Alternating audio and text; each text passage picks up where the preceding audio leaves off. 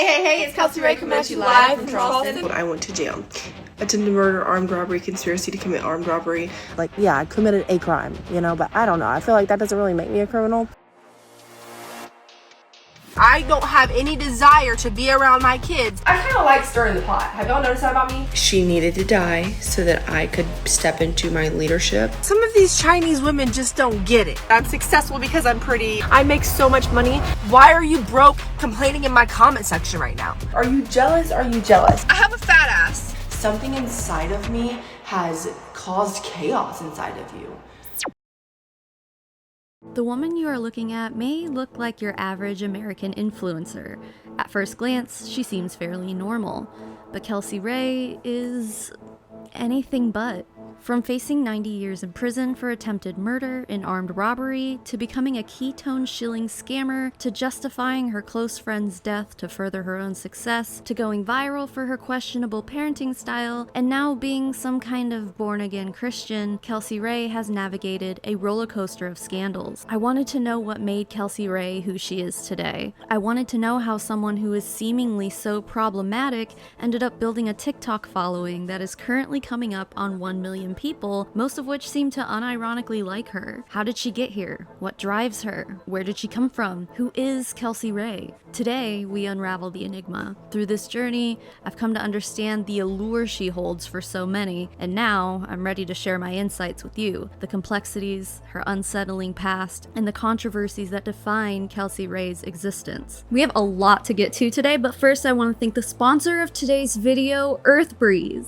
Listen, I have kids, I have animals, like this one. This little fluffy thing makes a lot of messes. I love you.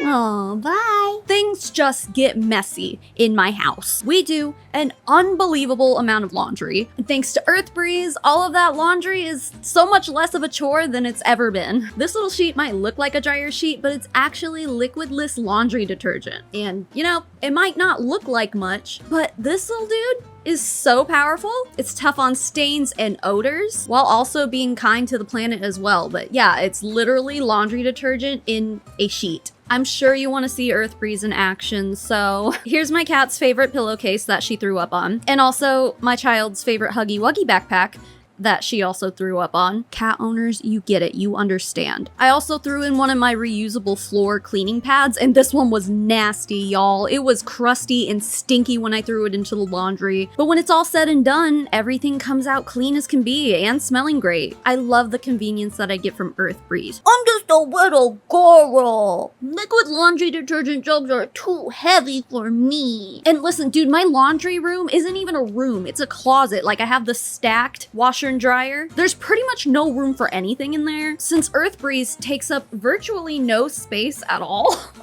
It's so compact. It's the perfect choice for me and my household. And speaking of convenience, they also offer a flexible subscription service, so you can get your eco sheets delivered straight to your door via carbon offset shipping for free. Another perk of this packaging is that it's made of cardboard, so it's just so much kinder to the planet than the 500 million plastic jugs that get thrown into landfills every year. Also, for every EarthBreeze pack sold, they donate 10 loads of laundry detergent to shelters and nonprofits, and they fund ocean cleanups. You can really feel good about your choice to switch to EarthBreeze. You have to try it. I'm telling you right now, you gotta try EarthBreeze. Switch over today, and you know what? If you're not completely satisfied, you'll get a full refund on your EarthBreeze purchase, no questions asked. But you won't have to worry about that, because I promise you'll love it. Go to earthbreeze.com/Savannah Marie to get started today with 40% off. That's earthbreeze.com/Savannah Marie for 40% off of your subscription. Thank you so much to EarthBreeze for sponsoring today's video. I've been sponsored by them quite a few times now, and I honestly love it. I love the product. I love the brand. Everything about EarthBreeze is fabulous, and I know you're gonna love it too. So thanks again, EarthBreeze. Now, let's go talk about Kelsey Rhae. Our journey with Kelsey Rhae begins here. At the age of 17, Kelsey Rhae was a felon. Although this is already a point of contention for Kelsey Rhae skeptics because she always says that she was 16 when this happened, but all the articles that were released on the matter say she's 17. Who knows? I mean, in my opinion, that's not really important. Regardless, she was a teenager facing 90 years in prison. Kelsey's early life was far from easy, and she claims that she was bullied mercilessly in school. This led her to ditch traditional schooling altogether, opting for online classes that she never finished before dropping out entirely. Kelsey has made remarks about her upbringing fairly often. In this post from a few years ago, she has this to say about her mother. "I grew up with half-assed parents. I was raised by everyone but them. Even when I did live with my mom, she wasn't there mentally. My dad was and had been in prison majority of my life. She put me through unspeakable things, including making me go out on dates with a sugar daddy at the age of 16. It's no wonder I felt that was okay to do in my adult years. The final straw for me was when she gave my address to a stranger she met online that was a sex trafficker.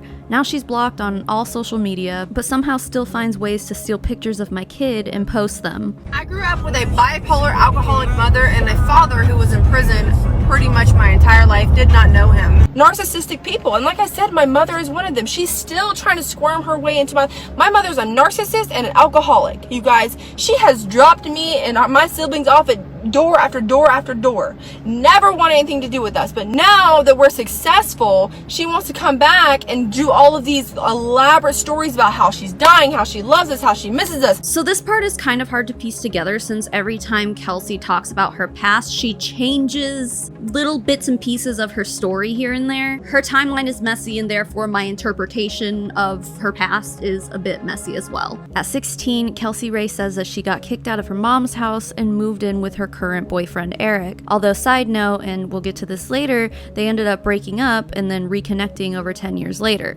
But during this time in her life, she'd been living with then teenager Eric and his family. When they broke up, Kelsey says she fell into the arms of a criminal, where she started down a path of drug use and miscreant behavior. Kelsey claims that she was essentially peer pressured into participating in the events that took place in September of 2011 that would lead to her facing the possibility of spending the rest of her life in prison, although a lot of people on the internet are skeptical of that statement as well. Now, skeptics question her willingness to participate in the crime, but think back to being 16. The desperate bid for acceptance, the murky path between right and wrong, it's a potent cocktail, especially after enduring the isolation of middle school bullying. I'm not trying to defend her actions, but 16 is a young and impressionable age. And as someone who was also severely bullied in middle school due to my trichotillomania, I get it. Like, I know how lonely it is to be an outcasted young person, especially in middle school. Like, damn, the bullying is really rough. And Kelsey's case isn't really unique if you think about it. You got a teenager who's pushed into a situation by her older peers. Mind you, they were 19 to 21 years old. I mean, the whole thing is just a recipe for disaster. But she was an active participant in the situation, which is what is leading people to have so much skepticism towards her in this manner. I just want you all to remember that she was young when this all happened. And I don't think it's fair to hold somebody's adolescent life against them, in most cases anyway. And this is especially true, in my opinion, when a person proves that they're capable of change. Has Kelsey Rhae changed at this point? I mean, I think she has. She's certainly not robbing people at gunpoint anymore, so at least there's that. Kelsey says she was essentially used to bait the victim, a 21-year-old guy named Dustin, by kind of coming on to him and convincing him to basically go out with her, which is also pretty gross. A 21-year-old man dating a minor? Why don't you have a seat right over there? I'll let Kelsey explain the incident in her own words. Number one, I was 16 years old and I am now 27. Long time. It was wrapped up with a lot of bullshit, with a lot of wrong people at the wrong time at the wrong place. I was literally living with crackheads that I thought were my friends and my boyfriend. I was the only one who actually had a job. We were all money hungry. One day, went to work. I get home and they tell me this elaborate plan of how they want to rob this guy that we knew. Pretty sure I was the prettiest one out of the bunch, so they wanted to use me as the bait. They somehow talked me into it, used my Facebook to message this guy and set him up. Now this guy, we knew him, and he was not only using drugs, so he was a drug addict, he was selling drugs. Not that two wrongs make a right, but he wasn't a good guy. So the plan was made for me to drive the car to go pick him up. We were texting back and forth for a couple of days and seemingly going on a date. But I actually wasn't the one texting him. My boyfriend was using my phone, my Facebook, all of that. I get home from work one day and they're like, okay, we're gonna go do it. I was nervous as shit. I told my boyfriend multiple times I did not want to do it. He didn't give a shit. There's 3 other people in this scenario that were wanting to do this, and I, like I said, was very shy, very timid, didn't want to be the one to say, I'm not doing this. I didn't have a voice then. Also, I was the only one who had a car. We drive to where this guy lives, I drive around the corner, and I dropped him off. I'm nervous as shit at this point. I then drive to the guy's house to pick him up for our date. My boyfriend was actually in the trunk. So I have the guy in the car, I drive back around to where my friends were. As I'm driving, this guy's like, I have a gun. If you're setting me up, I feel like it's kind of fishy. If you're setting me up, I am not afraid to shoot nobody. Meanwhile, I'm on my phone trying to text in secret saying that he has a gun. I was terrified. I think he saw me trying to text them and automatically knew something was up. About the same time we pull up to where my friends were, they open the door and force him to get out. Somebody hits him in the mouth with the end of a gun or something. Meanwhile, this whole time I'm in the driver's seat. Just want you guys to remember, I'm in the driver's seat. I have done nothing. I have not touched any weapon, have not done anything. As soon as someone hits him in the mouth, I don't know which one it was, all 3 of them were outside of the car. I was the only one inside of the car. He runs around the car and runs away. One of my friends was the one that shot the gun, and a ricochet of a bullet came off the concrete and skimmed his leg. He literally had to wear a band-aid. Kelsey seems to believe that she was just some kind of innocent bystander in this situation, when the reality is she was supposed to be the getaway driver, basically. They couldn't have played their plan out without her. So it is a little disappointing to hear her say stuff like this, because it sounds like she still believes to this day that she didn't do anything wrong. If you know anything about this woman, this is a negative personality trait that Kelsey Rhae still appears to hold on to today. She stubbornly refuses to take responsibility for things in her daily life, so this lines up. Accountability seems like a foreign concept to her. Kelsey was charged with attempted murder, armed robbery, and a conspiracy to commit armed robbery. I did 30 days in jail. I did probation and house arrest for 4 years after that. I got convicted under a YOA because at the time of the crime, I was 16 years old.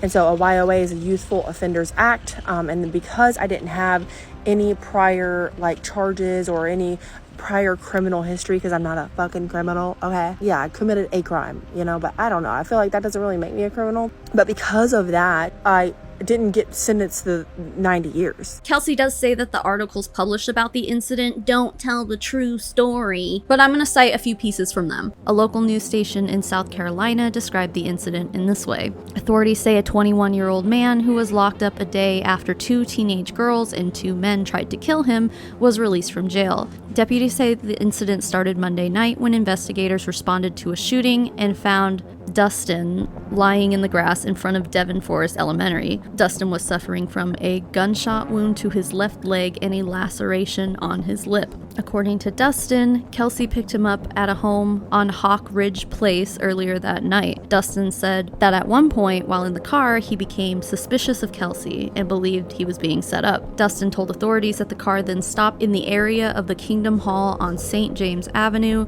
An incident report states that Kelsey's friend approached the car, opened the truck, and let Kelsey's boyfriend out. Dustin said that as he was getting out of the vehicle, Kelsey's friend approached him with a pistol. According to investigators, while Dustin was outside the vehicle, Kelsey's friend shot him once in the leg.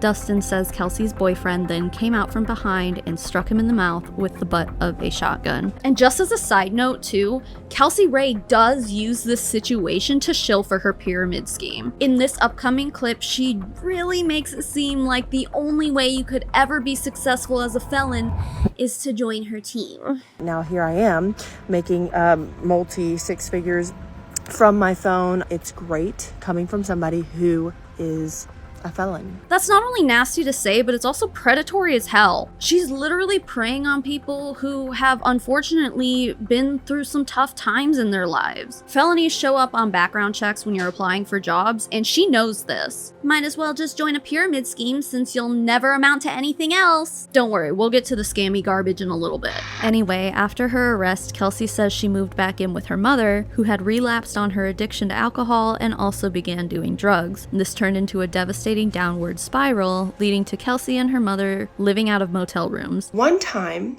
we were living in this hotel, and I guess I was just so naive to how we were paying for it. But she was paying for it with her body. She brought some man back to the hotel room. It was fucking freezing outside. And this woman literally made me go wait outside for her to handle her business in the freezing cold. Like, and that memory sticks with me so much. This business eventually evolved into her mother trying to trick Kelsey out as well, according to her. And at 18, Kelsey says she was using heroin. Kelsey also recounts a time where her mother had done so many drugs that she began hallucinating, that she had unalived someone. She was doing so many drugs. She was hallucinating, thought that she had unalived somebody. She had me come in there helping her look for the evidence of her unaliving somebody. If y'all ever have wondered why I am the way that I am, 100% it is my mother. And at the beginning of her Instagram history in the summer of 2015, Kelsey's often seen posting pictures with her mother. It's unclear when she finally decided to cut things off with her, but she at least kept up contact with her for a while after all of this. That would eventually change though, and I think we can all agree that it was a good decision to cut her mom off. When Kelsey Rhae was 19, she was actually in a relationship with a 27-year-old woman. Kelsey says that they were together for 3 years, and this woman had convinced Kelsey that she was a lesbian. In Kelsey's own words, she says, "At the age of 19, I met this woman who was also a drunk. She was 27. I fell in love. Truly though, I was searching for a mother I never really had and was searching for all the same things that she already showed me. How does the brain work this way? Anyway, it was brutal. We drank, we fought. I completely buried myself for her. I lost who I was." 7 years ago, I was a lesbian, and I was with a woman for 3 years. Not only did she have me thinking I was a lesbian, she also made me think that I was bipolar. In that time of my life, I kept thinking to myself every few months, I was like, what's wrong with me? I'm so depressed. I'm so mad one minute. I'm so sad the next minute. It took many years after that, but here I am, fully loving myself and with the love of my life, who is a man. And I actually would never, ever in my life be with another woman again. Me personally, this is just a message to you to look at your surrounding. Is that what's causing you to feel like you're bipolar, depressed, or have anxiety? Just food for thought, because it could be. She eventually made it out of that relationship and struggled to get on her feet. She alleges that she was very addicted to drugs at this point. It's unclear how she got started in all this and who recruited her, but in 2015 she was in the MLM called It Works. Now, if you're unfamiliar with Kelsey Rhae or this YouTube channel in general, MLM stands for multi-level marketing. An MLM is essentially a product-based pyramid scheme, and this YouTube channel has covered the topic of MLMs thoroughly. So if you're unaware of the dangers of multi-level marketing, network marketing, direct sales, pyramid schemes, or any other title you may have heard them go by, you might want to take a look around my YouTube channel. But to put it incredibly simply, a super majority of people who join an MLM company will not make any money. As a matter of fact, most of them will lose money. MLMs are notorious for pitching overpriced products that usually don't work, and the only true way to make a living in one of these organizations is to recruit people into your downline, not necessarily by selling the products. In most cases, the vast majority of sales made in MLMs come from the distributors themselves, not outside customers. Many of them recruit people by preying on someone's unfortunate life circumstances, such as chronic illnesses, sudden unexpected loss of income, trouble finding work as a college student, or trouble paying their bills as a new parent, just to name a few examples. And most of them lean heavily on faith manipulation to pull people into these organizations as well. Through unethical business dealings, greedy CEOs, constant disregard for the FDA and FTC guidelines, and so much more, it is my opinion that you're much better off not joining one of these companies ever, or buying from them, or going anywhere near them at all. Just avoid them. Now that that's out of the way, yeah, Kelsey was in It Works, which is the MLM that sells those crazy rap things that don't actually work. I confirm this by seeing this post from August 9th, 2015 that says, "Thanks to my It Works payday, I'm taking the family out for some football and good food. Hashtag Go It Works, hashtag Go Steelers." As you can see, Kelsey set this picture up to include an It Works brochure in the background, suggesting that, hey, It Works made it possible for me to eat at Applebee's. Yeah, that's right. I know Applebee's spinach artichoke dip and their giant cocktail glasses when I see them. During this time, she was making posts with captions that said things like, "Fake it till you make it." And let me tell you, Kelsey Rhae is the queen of faking it until you make it. She absolutely did this and continues to do it to this day. But back in 2015, Kelsey wasn't living abundantly like she wanted you to believe she was. And it's actually a little charming to see pictures like these, where she's in a tiny bathroom with clothes all over the floor, or taking a selfie in a dirty mirror where her bathroom was all cluttered. It's pictures like this that help remind us all where we came from. And it's unusual, but also nice to see that there was once a time where Kelsey Rhae didn't care all that much about making everything in her life seem perfect. The last post she made with her girlfriend was in December of 2015. Only a couple weeks later, she was posting new couple photos with this guy. They must have had some history because she's using the hashtag 4yearsstrong on these new posts with him, but she also says that she was with her girlfriend for 3 years. So again, the timeline's messy, but what I do know is that this new guy had a daughter with another woman, and Kelsey posted a lot of pictures with this little girl and took on a motherly role with her. It wasn't long after their relationship began where Kelsey Rhae fell pregnant with her first child. In early 2016, Kelsey Rhae found herself with child. She had only been with the baby's father for a relatively short amount of time when she got pregnant. Before her pregnancy, she was posting on Instagram almost every day, sometimes multiple times a day. But once she got pregnant, she wasn't posting very much anymore. What I can say about this time in her life is that even before the baby was born, cracks were already beginning to show in this relationship with this baby daddy. In this post from August of 2016, Kelsey makes an appreciation post about this guy where she says that they want to rip each other's heads off most of the time, and that they drive each other crazy. That sounds like a really healthy environment to bring a baby into. Wow. Sometime during this pregnancy, she joined Scentsy, another MLM that sells wax melts. I discovered this from a post she made. It's a picture of her baby daddy's daughter watching a video on a tablet. The caption says, "Elmo while we do this Scentsy thing." Kelsey, that's Big Bird, that's not Elmo.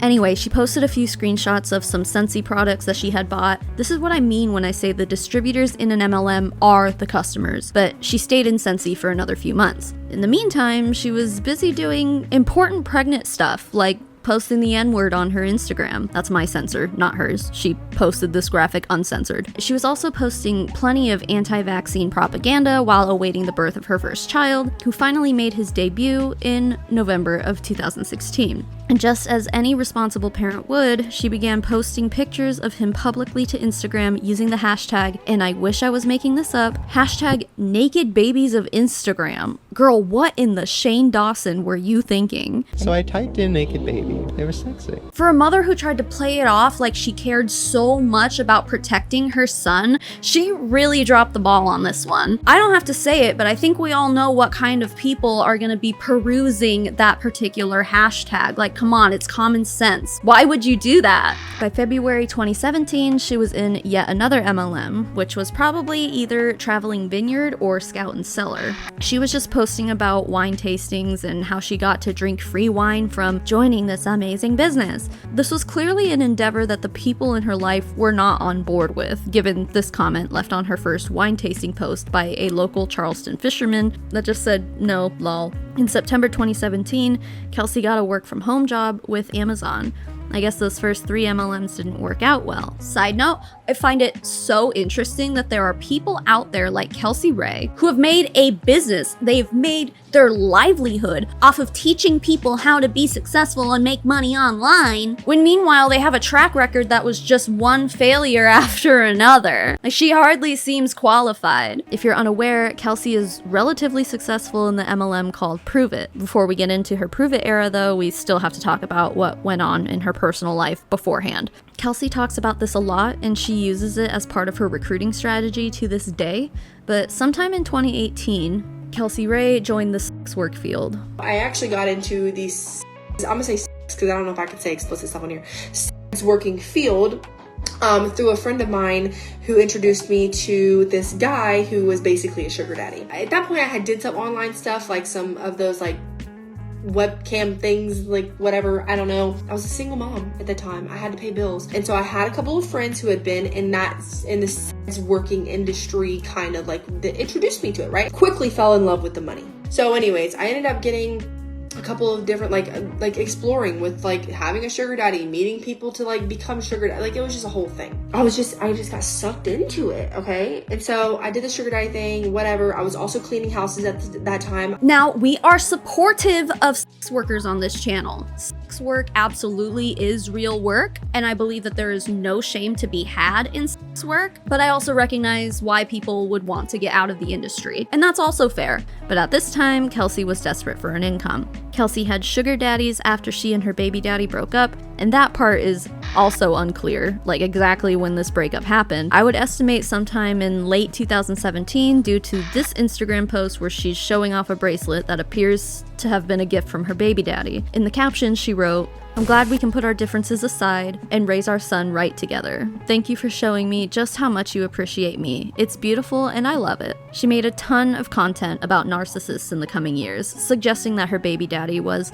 an abusive narcissist and that their relationship had been incredibly toxic. These videos also helped grow her TikTok following. I was in a very toxic relationship with the person that I decided to have a kid with decided to have my firstborn with, okay? Didn't really understand that he was that toxic when I got with him. Obviously, they just love bomb you, they gaslight you. It was like, he's a narcissist, basically, okay? It was just really bad. Like, from the moment that, like, after 6 months of being with him, it was just very mentally abusive, and he was physically abusive to himself, therefore it was mentally abusive to me. Have y'all ever had somebody, like, hurt themselves in front of you? Like, literally, I would watch him hurt himself. And it was very traumatic for me. But anyways, I had a kid with him because, you know, just stupid. But I'm grateful for my baby. I love him so much. So, towards the end of our relationship, I ended up kicking him out. Kelsey's Instagram posts came to a halt while all of this was happening too. There was a lot of time in between posts since it seems like she was going through a lot of uncertainty during this time. One thing she was certain about, however, was her desire to join one last MLM, Pruvit. Kelsey Rhae joined Pruvit sometime in 2018 after her aunt and sister had joined as distributors. Kelsey's sister Lindy might be a familiar face to you, as she's also at the top of the Pruvit compensation plan today, alongside Kelsey. Kelsey's version of events is basically that her sister lost a ton of weight using Pruvit's exogenous ketones, and once Kelsey saw Lindy's results, she decided to join as well. Her aunt had gifted her some packets for free so she could do a trial of them, and Kelsey says she was hooked. Before you run out and buy yourself a whole load of Pruvit ketones, you should probably know that there's actually limited research on the effects of exogenous ketones on weight loss and overall health. What most likely happens when you see these Pruvit distributors who have these amazing before and after pictures isn't that they just started drinking this magic drink and then suddenly the pounds just flew off. What's more likely is they joined a health and wellness MLM, and in order to sell the products, like, you have to be a product of the product. No one is going to buy a weight loss supplement from you if you haven't lost weight and been able to show that for yourself. So in order to sell Pruvit effectively, you have to adopt an entirely new way of life, including eating healthier and exercising, you know? And those are the things that cause the actual weight loss, not the freaking Pruvit ketones themselves. This is the way of MLMs. When you get sucked into one, you'll get thrown into dozens of different Facebook groups where you become quickly indoctrinated in the company's culture. And what do we constantly see Pruvit distributors preaching about? The keto diet, low-carb food choices, cutting out processed food, drinking way more water, and exercising. So if you're going from being an overweight couch potato to suddenly eating clean and exercising daily, yeah, you're gonna lose weight. The problem with Pruvit is that they claim that by drinking one of their drink packets, you'll be put into a state of ketosis in less than an hour. Experts disagree with this. According to Abby Langer, a registered dietitian since 1999 who has studied nutrition extensively and worked in the field for decades, she tested Pruvit's ketones and had this to say about their effectiveness. The definition of nutritional ketosis is having ketones in your blood that are equal to or more than this amount. But is achieving this with Pruvit going to help us with weight loss? Probably not, and here's why. Ketosis that is achieved through a very low-carb diet uses your fat stores as energy. This happens with a physiological process, lipolysis, in order to provide the body with energy from fat in the absence of carbohydrates. Also, with true ketosis, blood glucose lowers while blood concentration of free fatty acids increases. Just seeing ketones in your urine doesn't mean you're in ketosis.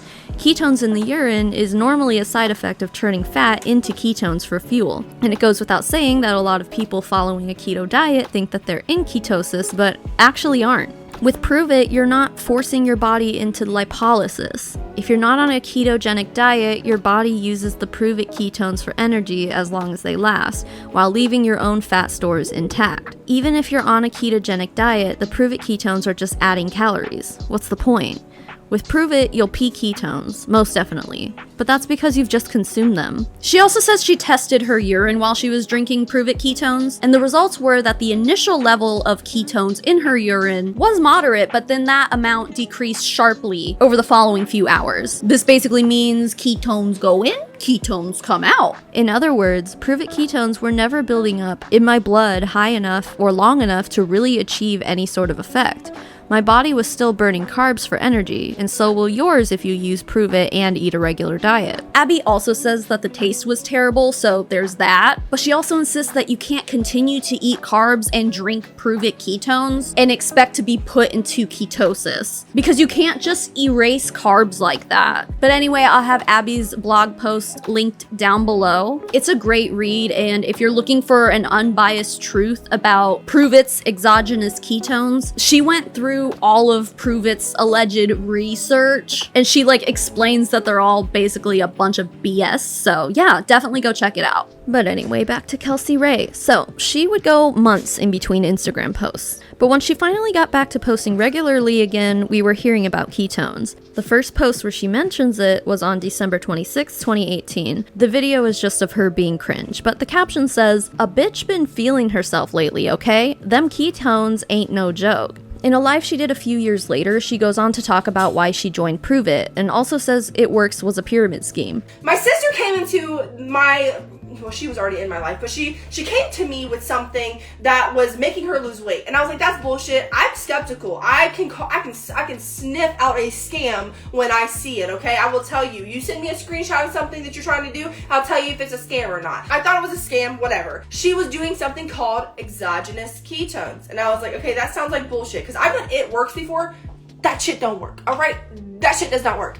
And typically I don't want to talking bad about other companies, but that shit does not work. It said that is a scam. That is a pyramid scheme. That is a scam. Kelsey, how, pray tell, is It Works a pyramid scheme, but Pruvit isn't? They're the same exact business model. And you know that there's rich people at the top of It Works too, right? As far as I'm concerned, they're both pyramid schemes. But because Kelsey is like, I finally found the company that made me rich, therefore it's ethical. And it's like, no, it's not. It doesn't work that way. But anyway, she does admit that Pruvit gave her the motivation to get healthy, and that's exactly what I was talking about earlier. She joined Pruvit and used the health and wellness culture within the company to motivate her to lose weight, because before and after pictures will sell a weight loss product easy. She saw dollar signs with this if she could make this work for her.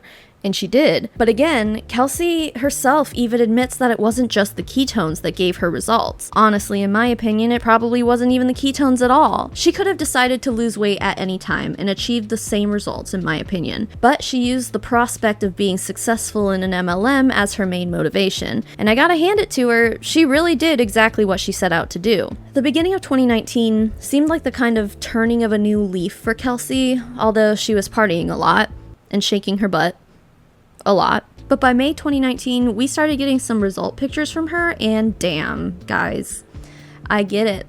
I have to say, I never understood why she had such a big following until I started researching Kelsey. These before and after pictures are extremely effective in my opinion, and there's a huge market on social media for these kinds of transformation pictures.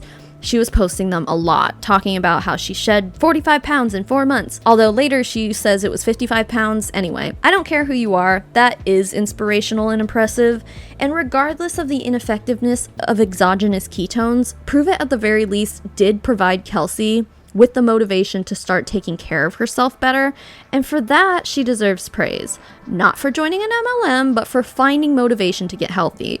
Like I said earlier, she could have done it without Pruvit, in my opinion, but hey, sometimes people just need that extra push, and I think Pruvit was it for Kelsey. Good for her. But still, fuck Pruvit. Anyway, at this point, Kelsey was obviously very confident in her new body, and I'll admit I think she looked great. And she never missed a chance to thank her pure therapeutic ketones whenever she could. She started to post all of these ketone mixing videos that we've come to know and hate. She was promoting the old school MLM, message me to be a tester for this amazing product strategy where, spoiler alert, you would have had to buy the product with your own money. It's basically just a scam to get you to spend money and join her team. Everyone in MLM was doing this back then. They're probably still doing it today, but I think most people know it's a scam when they see posts like that now. At one point though, she even mixed up her ketones with vodka.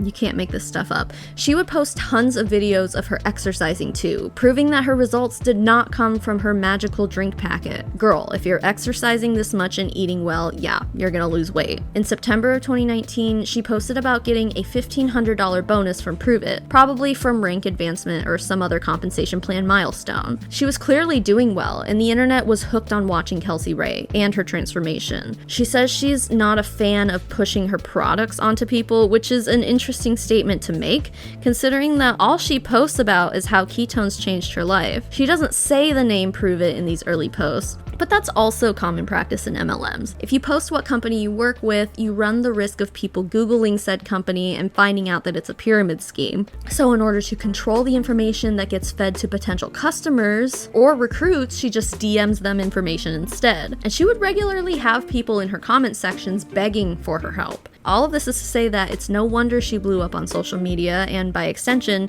in her MLM. It turns out that when you're posting pictures like this, claiming you used to drink 10 canned cocktails per day, oh my god, and now you look objectively amazing, people are going to be inspired by you. In February of 2020, Kelsey Rhae announced that she would be starting a YouTube channel. This is my first ever official YouTube video. Basis for my YouTube channel is going to be all things better. I'm going to be posting workouts eventually. I'm going to be posting yoga. I have a yoga swing that I'm going to be posting probably some tutorials on. So the longer that this goes on, the more evolved it's going to be. This YouTube channel really never went anywhere, having only 7,000 subscribers to this day. She basically wound up just posting a lot of her pre-recorded Zoom trainings and social media live streams there. Nothing spectacular, honestly, which is kind of hilarious considering at one point she was trying to hire a virtual assistant to help her edit her YouTube videos. And if you're asking what the job requirements would be for this position, you basically just have to know how to run a social media account. Oh, and you have to want to try Pruvit's ketones. No ketones, no virtual assistant position for you. I didn't really know where to put this section, but throughout her time on the internet, Kelsey Rhae has said some pretty racist stuff, so I'm just gonna put it all here. You obviously saw how she posted the N-word uncensored while she was pregnant with her son, but there's quite a bit more. The racism ramps up a bit here, with 2 separate posts referring to how she thinks her baby looks Asian. In one post, she even uses a racial slur when talking about the shape of his eyes. I'll put it on the screen, but I'm not about to say that out loud. These are such unnecessary comments to make, Kelsey. What the hell? On June 6, 2020, which, by the way, during this time was exactly when the United States and other countries worldwide were seeing massive protests in every major city. These protests were about the murder of George Floyd and also to protest police brutality. So for some reason, Kelsey decided that she was gonna post this selfie. And the caption literally says, "Here's my mood today because some random black lady told me I was cute today. And I just feel like we all need that kind of energy. Stop hating each other." I know this comment probably wasn't mean-spirited, and I doubt she meant anything by it, but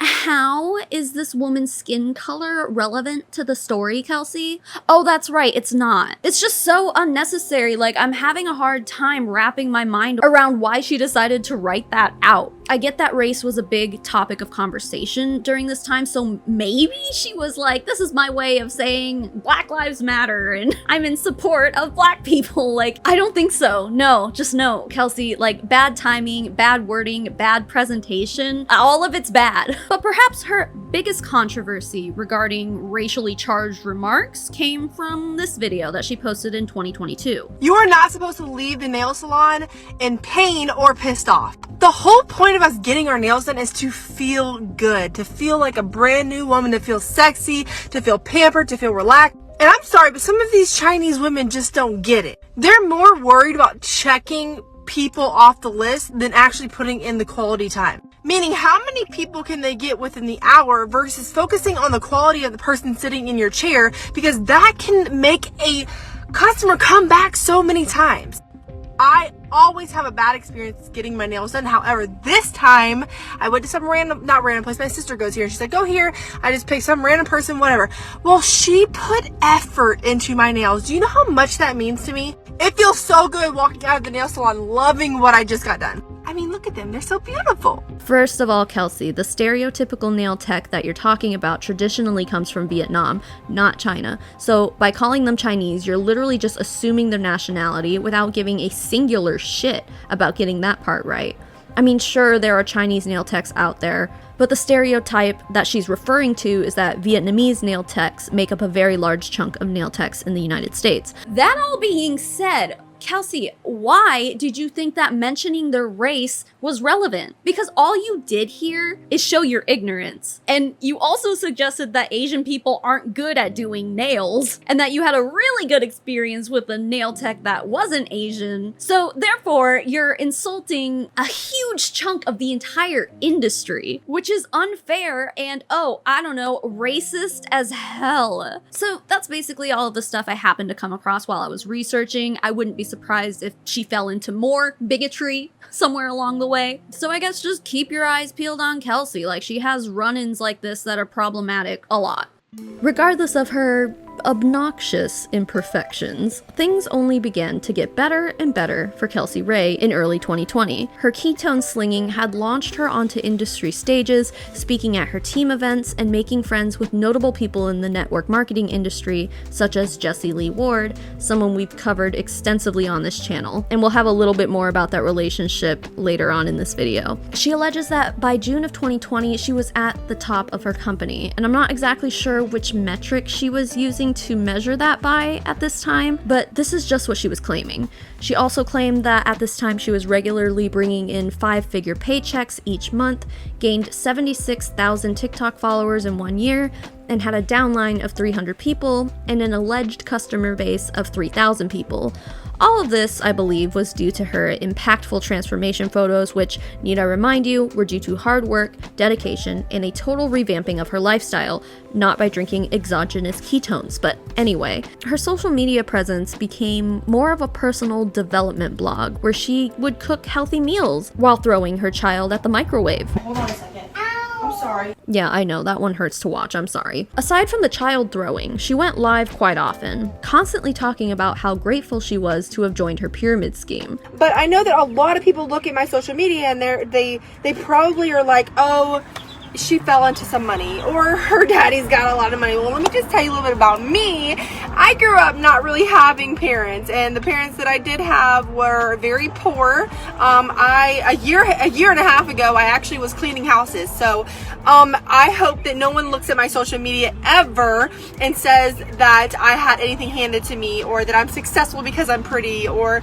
I get paid by being an influencer, because that's not necessarily the case. A year and a half ago, I come into this opportunity, and I was like, you know what? I'm not going to get wrapped up into this. This is just going to be something that is going to make a little bit of extra money, so I don't have to really work so hard and stress so much, because I was literally so poor, I could not rub two pennies together. And I'm very passionate about what I do, because what I do has changed my life. She was working on moving out of her she shed, as she always called it. It was just a really small house, but because of her new and unethical source of income, she was able to upgrade to more living space. She would often brag about how her income had only gone up since the pandemic started, which was definitely a thing in 2020. So I was literally trying to build a cleaning company. I had this whole big vision of I was going to build this cleaning company, and I was going to have people work for me, and I was going to do this, and I was going to do that. And quickly found out how hard that was, how hard it was just maintain clientele, especially in the world. Guess what? If you had a cleaning company, how's it doing now that COVID has hit? How is it doing now that we are going through a pandemic? Because that is hard. Let me tell you something. My income, if it has not been raised, which it has not been affected by this pandemic. And a lot of people cannot say this. And I'm not gloating about that, but let me tell you, what I'm doing is where it's at. The MLM industry was booming because so many people got laid off from their jobs due to COVID. Work opportunities were scarce and people were terrified that they wouldn't be able to make ends meet, understandably so. And the MLM industry preyed on those people. And it worked. The industry saw record numbers, record sales, record enrollments, but especially the sales because, you know, distributors are the customers. What we're seeing now is basically that booming period reversing itself. Most people who joined an MLM during the pandemic have since left because, hey, go figure, it's not a reliable source of income, and it's actually pretty damn scummy. These realizations created a mass exodus from the industry, but at this point in Kelsey's life, in 2020, things were really looking up. With great success also comes great responsibility to be an educator, a mentor, a leader. Kelsey was certainly trying to be those things, but she made a lot of mistakes during this time, such as promoting toxic diet culture, scaring her audience away from eating carbs, and extreme fat phobia, as well as bragging about how much money she makes, which is not compliant with FTC guidelines. Other honorable mentions would be how she said her way of life, aka slinging and chugging Pruvit ketones, was good for everyone and everything, which is blatantly untrue and extremely dangerous to say to people with certain health conditions. Honestly, this way of life is good for everyone and everything, and I think that it's our natural state to be in ketosis. Or how she said, if you don't experience good results from ketones, it's a you problem, and you're obviously not using ketones correctly. What? And a lot of people like come at me and they're like, you're lying, that's not true, yada yada yada. But let me tell you something. If you've tried it and you feel like it didn't work for you, I'm gonna ask you a couple of questions, okay?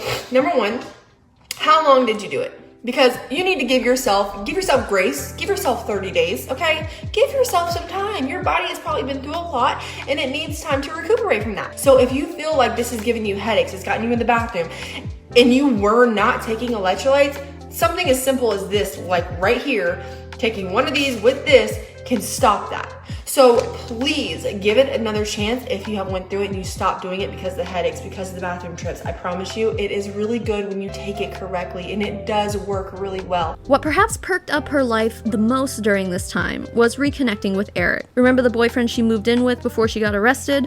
Yeah, so apparently the story goes that she was out at a social gathering with some friends and her best friend, Amber, who, by the way, she also recruited into Pruvit with her. So Amber was dating Eric's brother. Eric also happened to be at this social gathering as well. This is where he and Kelsey would pick up from where they left off. She and Eric had known each other for 11 years at this point, so it was only natural for the two of them to connect again.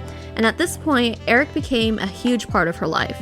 Kelsey had her one biological son, and Eric had a son and daughter with another woman. Kelsey and Eric kind of began slowly blending their families together, and that was made very official when Kelsey Rhae became pregnant in July of 2020. Unfortunately, this pregnancy resulted in a miscarriage. Kelsey says she didn't think she wanted any more kids until this unexpected pregnancy happened, and then she experienced this loss. As someone who's miscarried twice, I absolutely understand the feelings that she had. Like, I was desperate for another baby after my losses. And it appears as though Kelsey had similar feelings because the following month she was pregnant again, and this time it stuck.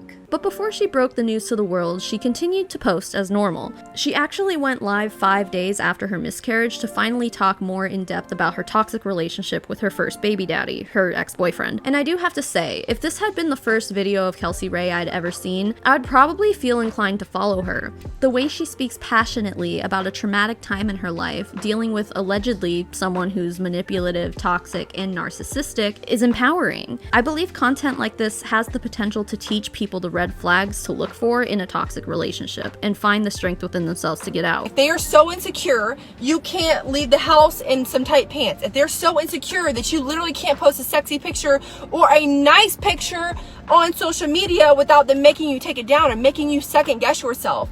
If someone else is making you second guess your worth, if they're making you second guess your confidence, that is not the person for you. Whether she's qualified to be teaching people about narcissists or not, which she's definitely not, at the very least, telling her own personal story is enough to show people that they're not alone, and you can tell she's passionate about the topic. In a post she made following this live video, she writes that she also had a restraining order against him. He's been court-ordered to pay child support, and he can only have supervised visits with their son, which he has to pay for, and he had yet to do so. Baby daddy number one was basically out of her life at this point, and it sounds like it all happened for the better. In November of 2020, she finally announced her pregnancy, but she made no effort to slow down on her ketone slinging.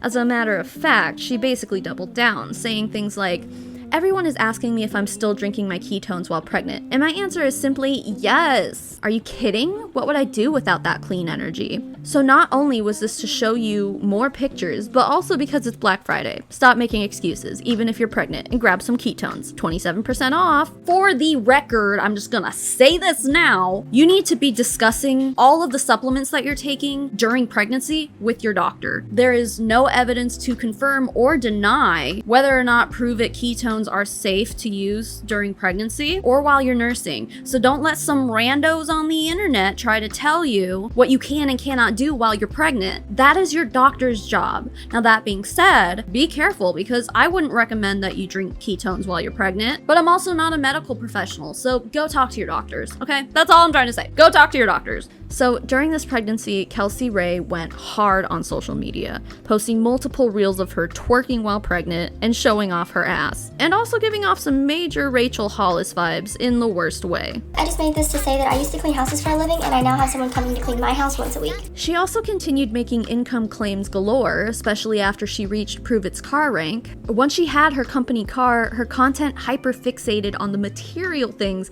that she was getting through her pyramid scheme, and pretending like she had never been in an MLM before Pruvit, while the reality is she was in at least 3 of them. And I've always been the type of person to say, you know, like, I'm not doing MLMs, I'm not gonna do any, it's all a scam, all that good stuff. The income claims she was making at this time were constant. And through this company who pays me so well, I make so much money. As her pregnancy progressed, she started getting really defensive about home birth and spreading dangerous misinformation that could potentially keep a mother from seeking prenatal care or scaring them out of giving birth in a hospital. There are many moms who have died on a hospital bed from getting a C-section because doctors wanted to push Pitocin because the baby wasn't coming out on their time.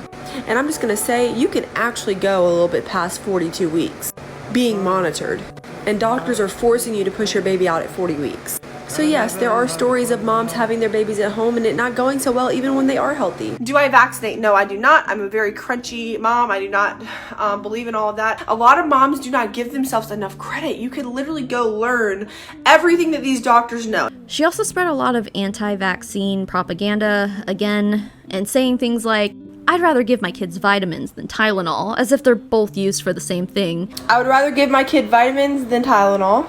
And I'm pretty sure there is a home remedy for everything. Dude, giving your kids vitamins isn't gonna decrease their fever. And this video is kind of an eerie foreshadowing because just a few years later, her daughter had a seizure because Kelsey let her fever get too high. She had other health conditions too that they didn't know about at the time, but she said at that time that the seizure she had was caused by a spike in her fever that got too high. If you weren't sure, just know that Kelsey Rhae is not qualified to be giving anyone medical advice, but that didn't stop her from creating a Facebook group for natural home births, which now has over 7,000 members. Kelsey Rhae would eventually give birth to a baby girl in June of 2021. She wasted no time using her 8-day-old baby for financial gain, in my opinion, by going live while holding her and talking about how ketones have helped her get her body back after giving birth, complete with her baby's pack and play filled with ketones. I'm 8 days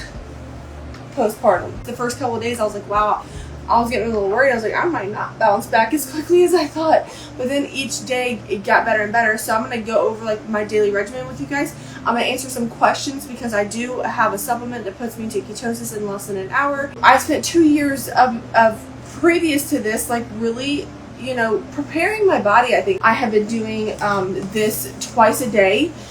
So one in the morning and one at night. This is putting me into a state of ketosis in less than an hour. And so that means I'm burning my fat for better energy, better fat loss, better focus, better mood. Overall, when you're in a constant state of ketosis, you're getting better energy. So you're getting better fat loss. Right off rip, what I notice with it, especially like with the caffeine in the morning, is I get really amazing energy and really good focus. And if you're a mom, then you know what it's like to have mom brain. Raise your hand in the comments. Babies are actually born in ketosis, and that's kind of crazy.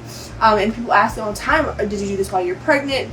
Is it safe for breastfeeding? Yes, it's safe for breastfeeding, kids, pregnancy, all of that. The visible result, I'm not gonna lie, have a lot to do with the fact that I'm doing my daily regimen again with this. I'm doing it in the morning, I'm doing it at night. So I'm always in a constant state of ketosis. And we can't forget about the time where she was bragging about going to the store and spending $800 on baby clothes in one go. Don't worry though, she hasn't forgotten about her firstborn son. She made a TikTok about him while he was having a meltdown. You know, let's all just make content out of our children while they're in distress instead of helping them. Classy, Kelsey. Meanwhile, she continued lying about being skeptical about MLMs, incorrectly describing what a pyramid scheme is, and making income claims out the wazoo. How am I so financially stable? Because I am a 6-figure earner, if you did not know that. I make a lot of money, and I don't really brag about that with materialistic things because I'm not like, I mean, I get my hair done, you guys know I drive a 2020 Cadillac, like, you know, like these little things. So stop letting people tell you, especially people who do not pay your bills, stop letting other people tell you that taking a supplement is wrong. That taking a supplement is a pyramid scheme, because it's not, okay? A pyramid scheme means you cannot go above the person who brought you on. People like to put a label on working from your phone and saying it's a pyramid scheme, it's this, it's that. It's not. And why wouldn't she say things like this? At this point, she said she was in the top 3 of distributors in Pruvit, claiming that her downline was made up of over 400 people, and also claiming that she had over 5,000 customers. This is a feat that not many ever attain in MLM, but those who do have only ever gotten to that level by lying, cheating, stealing, manipulating, and using everyone and everything as a stepping stone to get themselves ahead. Kelsey definitely achieved this, but it wasn't enough for her, because at this point, she and her boyfriend Eric decided it was time to start a new, spicier business venture together on a website that is only made for fans. So I'm not going to just outright say the name of this website because YouTube has been known to suppress videos that mention it, although I'm sure we all know what I'm talking about, right? I'll be calling it OF. And if you're still unsure about what I'm talking about, it's a website where people can charge their followers money to be able to see the posts that they make there. And most of the posts there, more often than not, is content that's not safe for work. It's content made for adults. It goes beyond rated R. We all know what I'm talking about now? Do we get it? Okay, good. So Kelsey and Eric went live in September of 2021, while holding their baby, of course, to explain why they felt this new experience was necessary. The number one reason being what Kelsey thinks is cancel culture. Basically, she just kept getting her account banned on TikTok, and her videos were often removed from the platform. We are on TikTok, and quite often our content is getting taken down. It's called cancel culture. Yeah, there's a lot of bias behind the community guidelines. Community guidelines. They're always saying your video was taken down, now you're banned from posting for a week, and then by the time the ban is up, they bring my video back saying, oh, well, you didn't actually violate community guidelines, you can have your video back up. And it's really frustrating as a content creator, and because this is what we do for our, like, this is our livelihood, like, we don't necessarily make money on TikTok or anything like that. The video playing on screen right now is the one that served as the catalyst for their OF. Allegedly, TikTok removed it for sexual content. I personally don't think it's that bad at all in that regard. The inception of this idea, according to Kelsey and Eric, was never to expose themselves. Instead, it was just supposed to be a place where they would upload the videos that TikTok takes down. We were joking for the longest time about making OF and like for what you think it is, but we actually did make one, but not for what you think it is. There's not going to be any nudes or anything like that. It's linked in our bio if you guys want to subscribe to it. But people are like, you should just do nudes. I'm like, no. Like, so yeah. I am respectful of myself, our relationship, and integrity. You know, like we're not gonna. And I've already been there. How many of you have heard my story about having a sugar daddy? I'm not reverting back to that. But number one, I'm an entrepreneur. They wanted to just be able to talk about their sex life and post goofy and slightly suggestive videos. If my it was a car, what kind of car would it be? And why? It'd probably be a Honda. Please tell me what kind of Honda. A 1996. They last. All right. And it's got good gas mileage. In a post she made to Instagram, she says, "We want to keep some stuff between us. Yes, we are spicy on OF. We aren't as clothed as we are on other platforms, but we aren't gonna get naked. We don't need to. I have had so many messages from people who have subscribed specifically to hear in detail how we keep our relationship so spicy. The goal is to inspire the fire within other couples, and getting naked is not needed. I know y'all want to see the real juice, but the only one who will ever see me fully naked ever again is Eric, because that much of me belongs to him." This did not last long. It turned to explicit, X-rated content very quickly.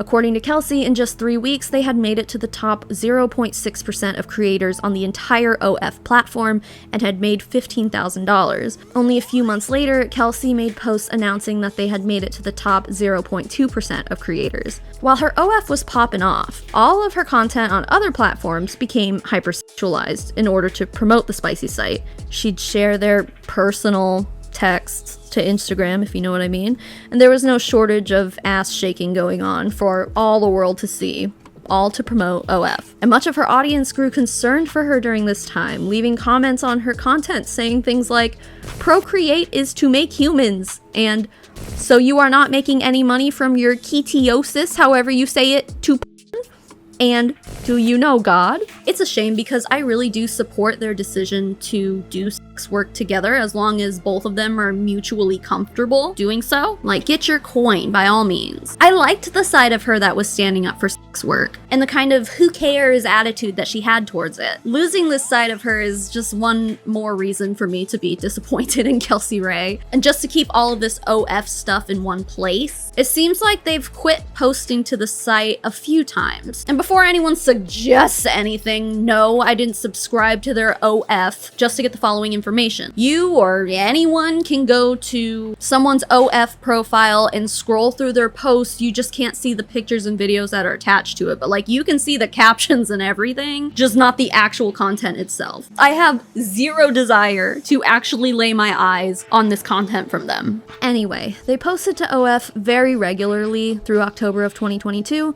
but then kind of went MIA for a while, only trickling out content here and there. On February 19th, 2023, Kelsey Rhae posted this to her Instagram. I'm sure some of you remember our spicy site days, and I'm gonna address it since I keep getting asked. First, we never lied. It was a lot of fun and a lot of money, but as with anything, there were some downsides. The main reason we stopped was because, like all couples, we went through a rough patch, and I think that's pretty self-explanatory. After some time passing, we started finding ourselves again and started to fall back in love. We started working on ourselves again and was able to serve each other better this way. We realized after the storm had passed, maybe it had an impact on us and we didn't even realize. I mean, it was a lot of work, and the pressure from that alone probably took a toll on us. And regrettably, it may have actually affected our chemistry, but again, we couldn't see this while it was happening. After getting out of it, I realized I was also attracting the wrong people. I'm interested in building wealth for my family. I want to build businesses with other business-minded people. I finally saw how much of a distraction it was, and it took us both off our game of chasing our true dreams. If it's easy, is it worth it? No. Hopefully this speaks to a lot of people who think that easy money is worth all the things it's causing to fall apart. It's not. It wasn't for us, so we stopped. And I'm grateful for our connection, our mindsets, and our commitment to each other through this all. If you plan to follow me for a long time, but understand that I am no stranger to growth, I will change repeatedly, and I do not apologize for that. The only thing that will never change is the fact that I'm building business through social media, and my brand is me. Always will be. That's why it's important for me to be transparent with you all. I do not retreat. I think she meant regret. Sharing our views on sex and everything that we talked about was absolutely true, so I hope that along the way we were still able to help some of you. Well, only a few months later, Kelsey was back to posting to the spicy site again. Couldn't stay away from that money for long, huh, Kelsey? This lasted until November of 2023, where they went radio silent again. On January 11th, 2024, they posted, "Hey guys, due to some changes in our feelings about the site, we will no longer be posting here. We appreciate all that you guys have done to support us, so thank you so much." Kelsey went live explaining why they decided to end this chapter in their relationship, which is also absolutely valid, and I hope that she can finally find the healing that she needs. I went to him and I was like, I think I have sexual trauma, and I think you know, I need to number one, be open and honest to you about this. And so I said to him, I think we need to completely cut it off for good and never do it again. And it's not that the OnlyPans was deteriorating my mental health, because I was doing it with the love of my life. It was the trauma I had experienced prior, and then that was preventing me from healing. The year 2022 was still a period of growth for Kelsey Rhae. Not only was her spicy site popping off, but she was regularly appearing at Pruvit events and speaking on stages and shaking her butt. A lot. Like, so much. Kelsey, why? Well, this part in the timeline is when her content was still hypersexualized, so yeah. She says she posts sexy pictures for the girlies, which again, hell yes, we love confident ladies who are comfortable in their sexuality. She wrote, "I know my confidence radiates onto you. I post what other women want to post but are too scared to do so, in hopes that it encourages them to give a little less of a fuck. This world needs more confident, strong, sexy women who show up as themselves unapologetically. We need the raw and real versions of you. There is no one else like you. And every time I decide to show up confidently, I might just pop up on the front page of another woman's timeline that needed to know that she too can be the bad bitch that she is. Block out the noise of others' opinions and do you, baby." With the success of their spicy site, Kelsey and Eric started a podcast together called Wide Open, where they talk about sex, which is a great idea for a podcast in general. I think it's important to normalize talking about this kind of stuff when and where it's appropriate. Maybe it would be better suited by someone who knows what S&M stands for, though. It's called S&M. So what does that stand for? It's a long word. I can't really pronounce it or remember it. She's hardly an expert. I'm not sure how many episodes of this podcast they made. Their YouTube videos just say, hey, listen to us on Spotify, without like linking it. So when I go to Spotify, I can't find them. I'm assuming that it's just not up anymore. But they did go hard at it for a while. She even claims that she was mixing the two worlds of OF and MLM together by speaking about OF at a mastermind event that she was part of. I doubt that's what that audience showed up to learn about, but alright. Regardless, she made a lot of content standing up for herself and for sex workers in general, which is an important conversation to have. And I respect her for it, despite the other things going on in her life that I don't agree with. I love when people tell me, oh, it's so easy for you to make money. You do corn on the internet. It's so easy for you. That's such an easy way to make money. Like, oh my God, your job is so hard.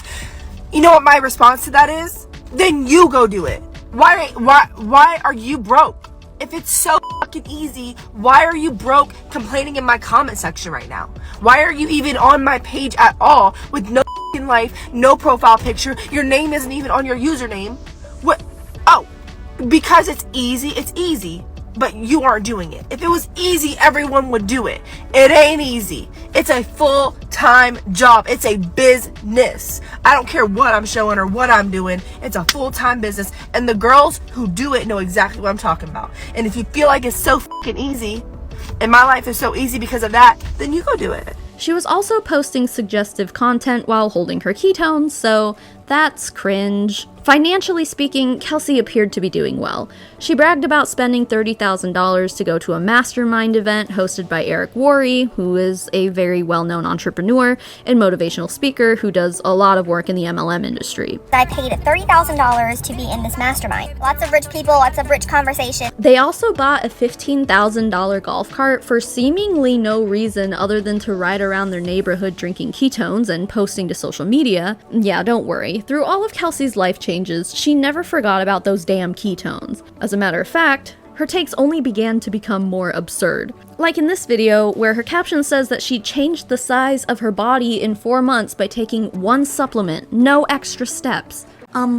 Kelsey, you definitely started working out and eating healthier. Are those not extra steps? Pruvit ketones are not responsible for the changes in Kelsey's body. It was all her. Like, she needs to give herself more credit. But giving the credit to Pruvit instead is what's gonna make her the most money, so she's gonna continue doing that forever. She also was now stating that she lost 55 pounds twice because of ketones, except the second time she lost all of that weight, it was because, I don't know, she had a baby? I said to me the other day, Kelsey, do your ketones even work? Because it looks like you're gaining all your weight back. And I was like, listen, if I wanted to be 150 pounds, I would be. I lost over 50 pounds twice. I look the way I do because I choose to look the way that I do, because I want to look the way that I do. And to be honest with you, like, come on, like, are you jealous? Yeah, Kelsey was using her post-pregnancy body as her before example now, which is incredibly slimy and misleading because just the act of giving birth probably made her lose 30 of those pounds in one day. The other 25 would have come off naturally, especially since she was breastfeeding. Apparently she was feeling herself so much that she took her Pruvit vehicle to a car wash to do a sexy photo shoot with it and got kicked off the property. Yeah, you need permits to be able to shoot on private property, duh. And now, with all of this newfound confidence, she began to enter a new era in her life that launched her into the public eye, her bad mom era. Now you may be thinking, hasn't she always been in her bad mom era? I saw her throw her kid at a microwave. Well, sure, but this time she was purposely going public with her problematic parenting takes with videos like this. If I'm around my kids for longer than 6 hours at a time, I get very overstimulated and cranky, and it's like I almost really can't deal with it. And Eric's over here like dad of the year. He's like, what's wrong with you? I'm like, kids. Like, they're crying, they're arguing, they're screaming. It's a constant noise, and I can't deal with the noise. And I don't think that I was meant to be a 24/7 mom, because I honestly feel like there are some people in the world who are meant to be moms and they're great and they love it so much. That's not me.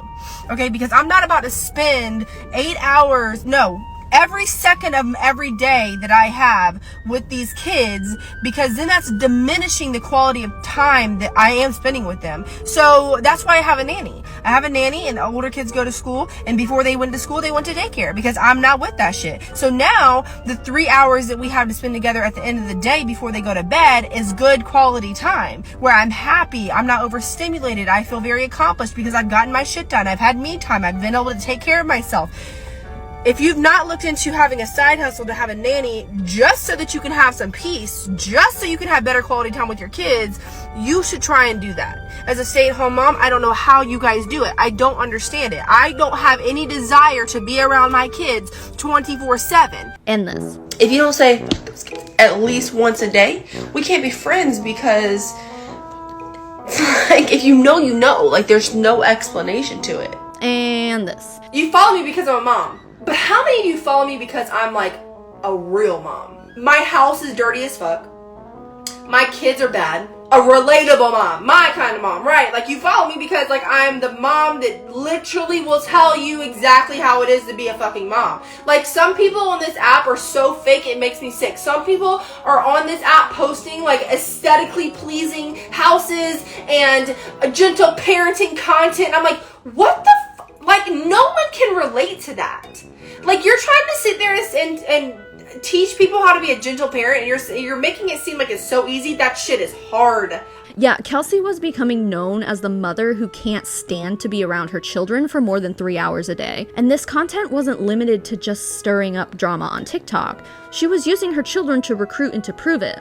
In November of 2022, Kelsey and Eric's daughter needed to have surgery for a pretty serious health issue.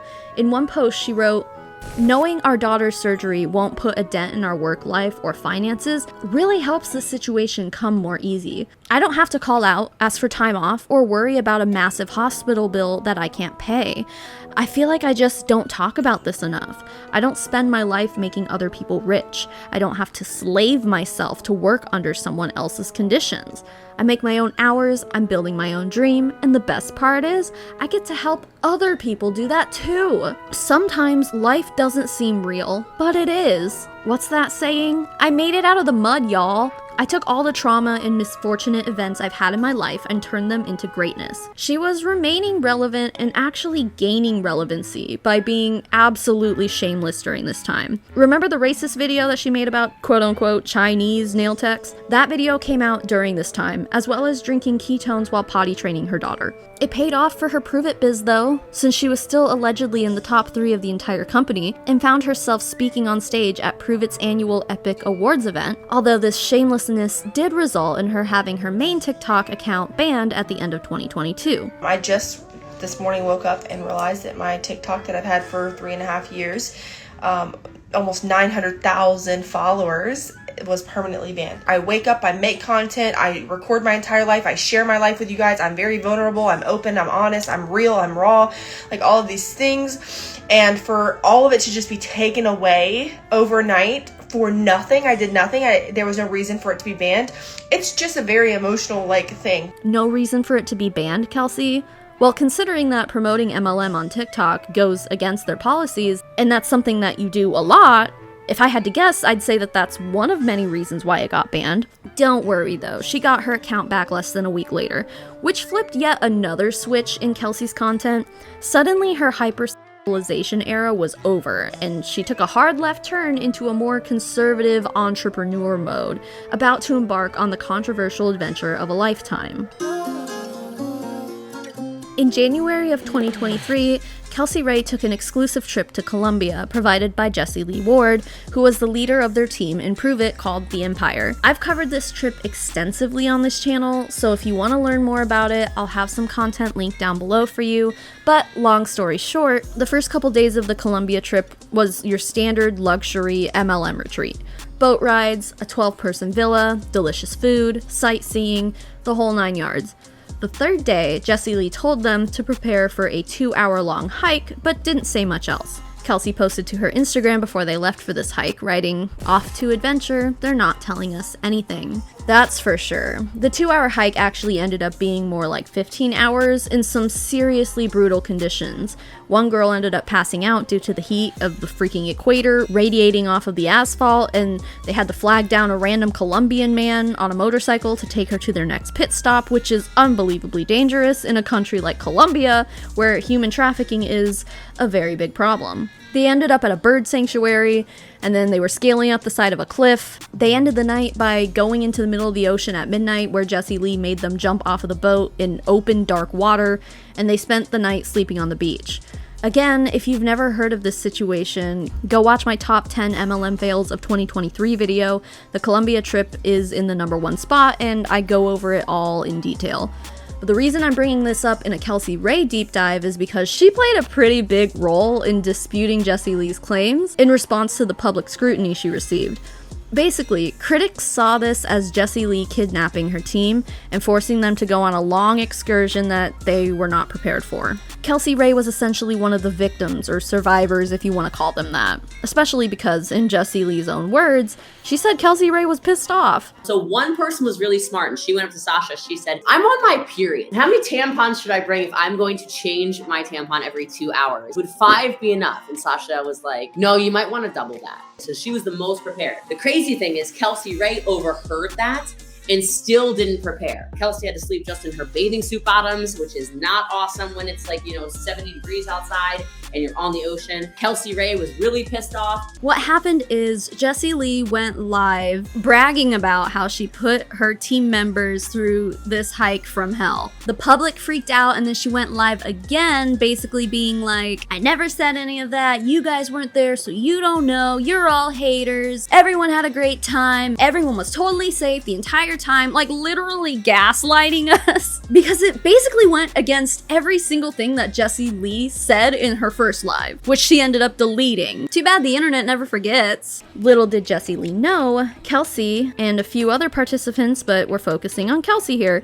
had gone live and told her side of the story immediately after returning to their villa in Colombia, where she said stuff like this. I'm not asking, "Hey, what are we doing? What is this?" I'm not asking questions because I already know they're not telling us. We ended up getting off the bus and hiking in the heat. I could feel my legs burning. The asphalt on the ground was so hot. The steam and the heat radiating off of that was wild. We were walking 10 miles in the heat and it was brutal. It's hot. I'm dying. My legs are on fire. I need water. We're walking down the beach and then we came across these rocks. And you guys, I don't know if any of you are scared of heights or scared of falling down some rocks and maybe dying, but yeah, that's a little scary, okay? And so there was rocks that we had to climb over, and I can't even explain it to you, but it's literally shit that you see on TV. How we had to climb and hold our hands on the walls and climb around these rocks, and then underneath these rocks where the ledge was this big where your foot was on we could have fallen at any moment. Like literally, I could have died yesterday. My ankles was hurting. My feet was hurting. I stubbed my toe a couple times on some rocks and it was hurting. Somebody else on the team, her name is Jamie. She's like, girl, she was saying it all day. She's like, they're gonna have us sleep here on this beach.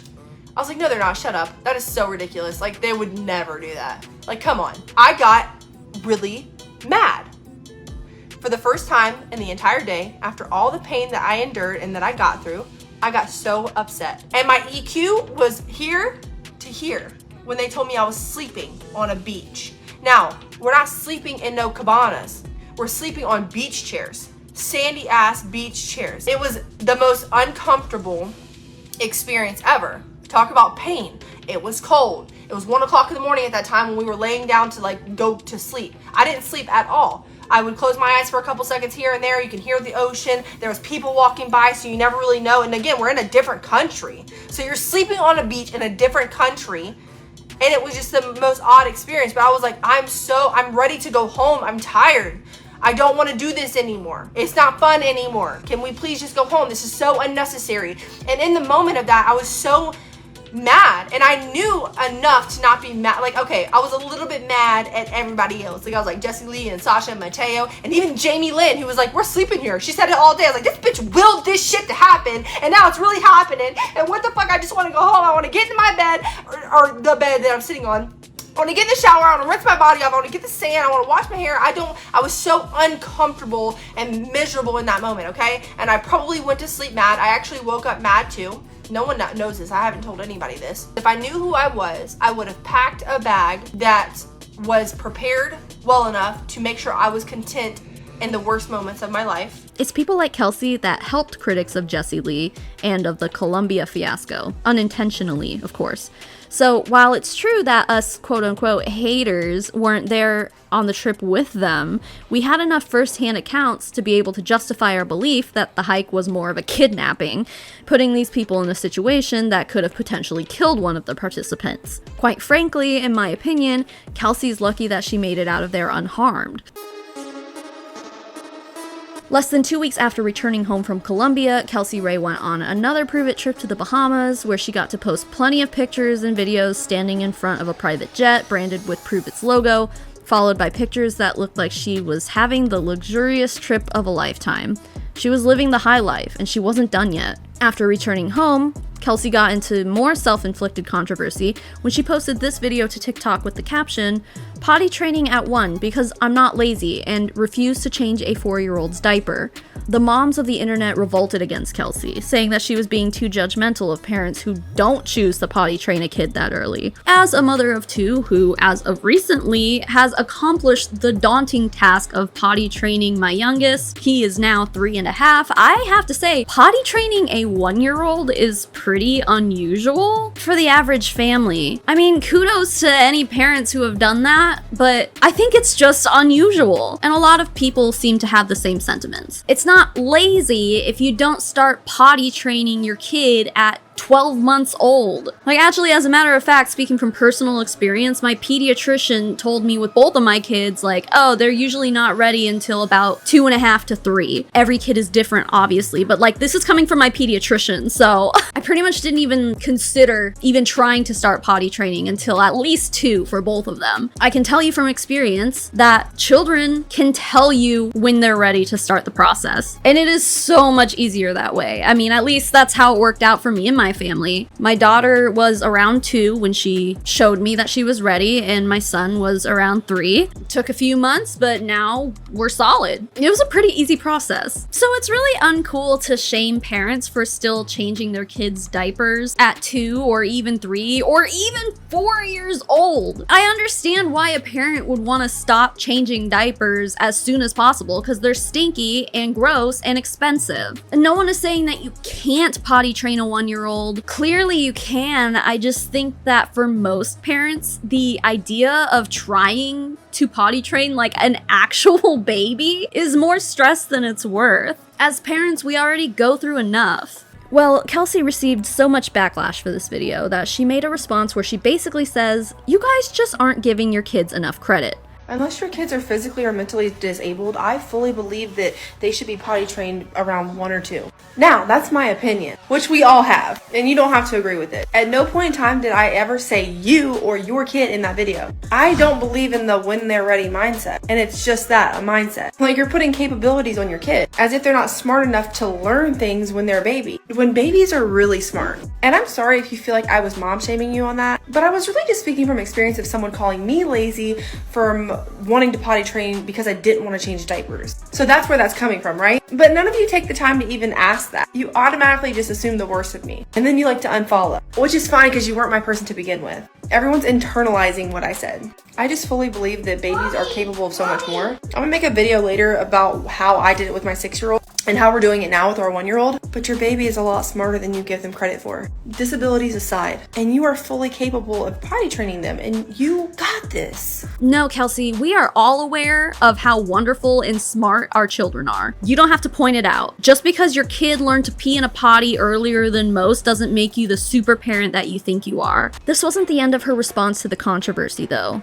Right after filming the previous video, she hopped on a team call to vent about it some more and disguised it as a training. So I have built multiple platforms up to over millions of followers of people who actually relate to me as a person, and there's a couple of different things that I have done to achieve this. I made a TikTok yesterday that was talking about something kind of controversial, and then I made another TikTok today that was a little bit more controversial. Now, if you are a mom, can you put mom in the comments, please? Most of my brand for the past 3.5, 4 years has been just just mom relationship, and not just any mom, like the mom that like speaks the shit that other moms will never say. For some reason, God gave me the ability to give no F's, okay? He gave me the ability to not care about social media hate. He gave me the ability to speak my mind and talk about things that other people refuse to talk about. And so if you like that about me, put some fire emojis in the chat. And so I made a TikTok, and y'all, I kind of like stirring the pot. Have y'all noticed that about me? Like, I'm gonna stir the pot, okay? I'm gonna say shit that other people be thinking that nobody else wants to say. I'm gonna talk about my opinions and my feelings. And quite frankly, I just don't care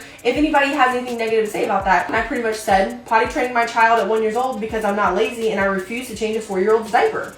Like, that's just my mindset, that's my opinion, that's my belief, and like how I feel like kids should be. And if you don't agree with it, you don't have to. You don't even have to comment. You could block me. You literally could just never see me again, right? And it's insanely blowing up right now, but I like it, okay? So number one, I'm getting a lot of hate from a lot of people that are like, how dare you judge other moms and mom shame? But the facts are, I actually didn't say anything about any other mom. And so there's a couple of different things that I like about this and that I don't. Obviously the hate comments, like I don't want other moms to feel like I'm judging them, but sometimes you gotta stir the pot, because the first thing that this does, and I'm coaching you guys, I'm training you right now on social media, so make sure you take in notes. So you wanna get as much traction on social media as possible. Like, that's the whole goal. We're in 2023. If you're not getting traction and you're not getting pushed in front of new faces, then you're posting for no reason. For me, it's a whole lot harder to do when your kid is 4 years old, because at that point they've had 4 years of pooping in their pants, and now all of a sudden you're trying to change it, and they're like, what? No. And so they're pushing back, and it's like, whatever, oh, they're not ready.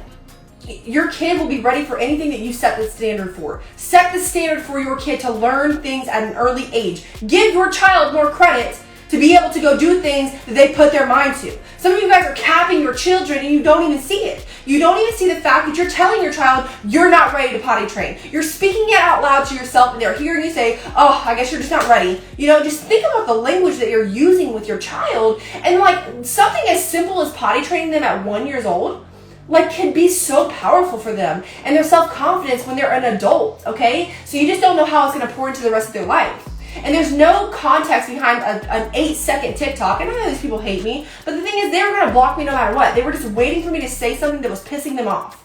Pissed them off enough. Like, I finally pushed a lot of people over edge, okay? But here's the thing, I'm gonna gain a lot of people from it too. So I'm gonna talk about that. So the first thing is you gotta get a lot of traction. And one way to do that is by speaking your opinions and speaking your mind on things that you feel very passionate about. Now, I wouldn't recommend politics right now because the government will shut you down real quick, okay? You see, Kelsey enjoys stirring the pot. The entirety of this training that Kelsey did can be summarized in this way. If you want to build a following on social media, you have to be controversial, you have to stir the pot, and you have to piss people off. And this isn't the only time she's said stuff like this. She said it a lot, like on this reel where she typed in the caption that publicity is publicity, baby. She can say this all she wants, but it's live streams like this where you can really see that the hate she receives does get to her. She's frustrated and she's putting on a front to appear like she actually likes to receive hate comments. Oh, honey. It's okay to say that some hate comments get to you. They have the potential to get to all of us at a certain point, myself included. Like, you can really grow a thick skin over time, but there's always gonna be something that goes over the edge. So pretending like you're just totally okay with everyone saying anything they want and whether or not it's true, it's a front. I don't believe her. But Kelsey does receive, in my opinion, a ton of unnecessary hate.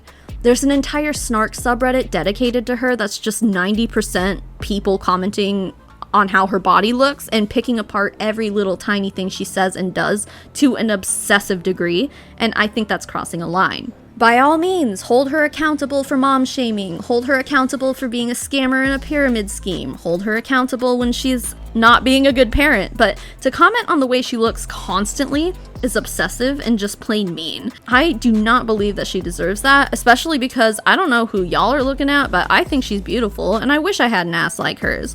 And I feel comfortable saying that because it doesn't diminish the things that she deserves to be criticized over. So yeah, the hate she gets from stirring the pot clearly bothers her to an extent, but not enough for her to rethink her ways. She kept pushing, and by February 2023, Kelsey was the #1 recruiter in Pruvit. Her sister Lindy was right behind her at the #3 mark, and surprisingly enough, Jessie Lee Ward, the self-proclaimed #1 network marketer in the entire world, was #5. What's interesting about this, though, is that in March of 2023, she said she was a $500,000 earner with Pruvit. At this point, she had been with Pruvit for about 4 years. $500,000 in 4 years is nice to the average person, sure, but it's not an earth-shattering amount of money. This just further proves to me that she's still in the phase of fake it till you make it. She lives like a millionaire, but doesn't earn like one.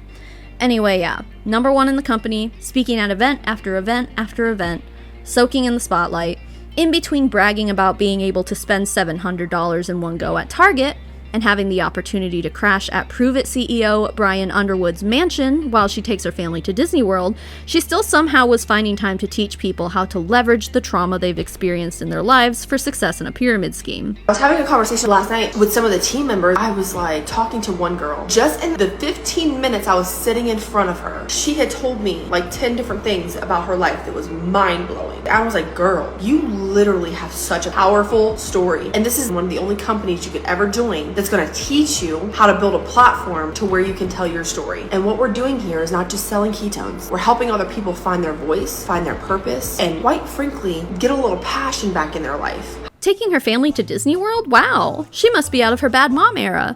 Not exactly. Actually, she was only getting worse at this time.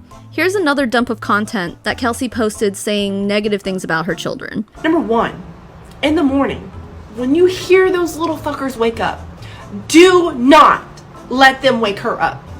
You get up, you get ready, you go grab them little shitheads, leave the house, leave it, okay? I'm leaving my 4 kids and my man at home while I go to Delaware today. Cause fuck them kids, I need a break. Like, I know I only spend 3 hours a day with them, but even that is just too much. Like, it's just too much on me.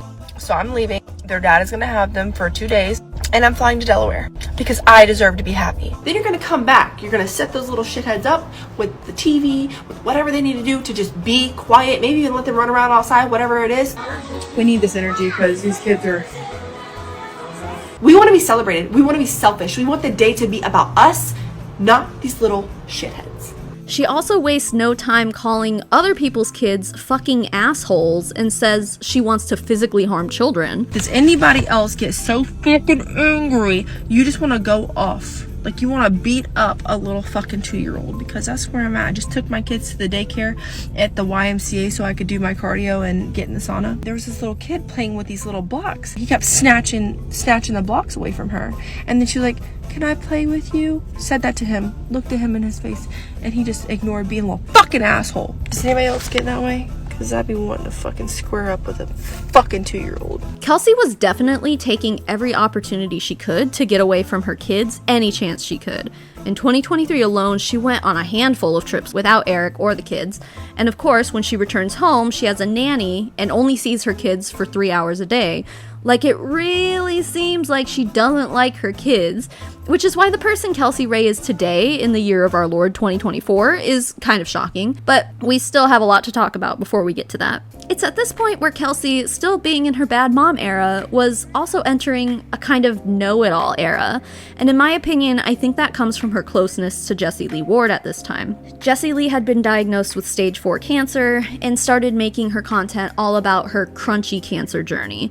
Again, I have a ton of content about Jessie Lee. I have a whole 4-part series about her cancer journey, so definitely go watch that. But Jessie Lee was going off and spreading dangerous misinformation to her hundreds of thousands of followers. Literally everything that Jessie Lee said and did in the span of time between her diagnosis and her death contributed to her not being here anymore. She spoke with authority about how she was curing herself naturally, without chemotherapy and radiation. She came off as someone who was educating her audience and those she surrounded herself with about cancer and treatments and health and wellness in general. I believe that Kelsey Rhae fell into that propaganda pretty hard. So, just as Jessie Lee spoke with authority on things that she wasn't qualified to teach about, so did Kelsey, who said things like, "You won't get cancer from the sun."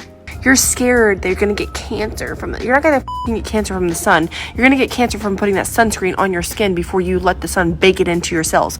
And saying that corn isn't real? Did you know that corn isn't even grown out of the ground, like naturally anywhere in the world? Corn is man-made 100%. That's why it doesn't digest. Yeah, that's why you see it come out the way that it does.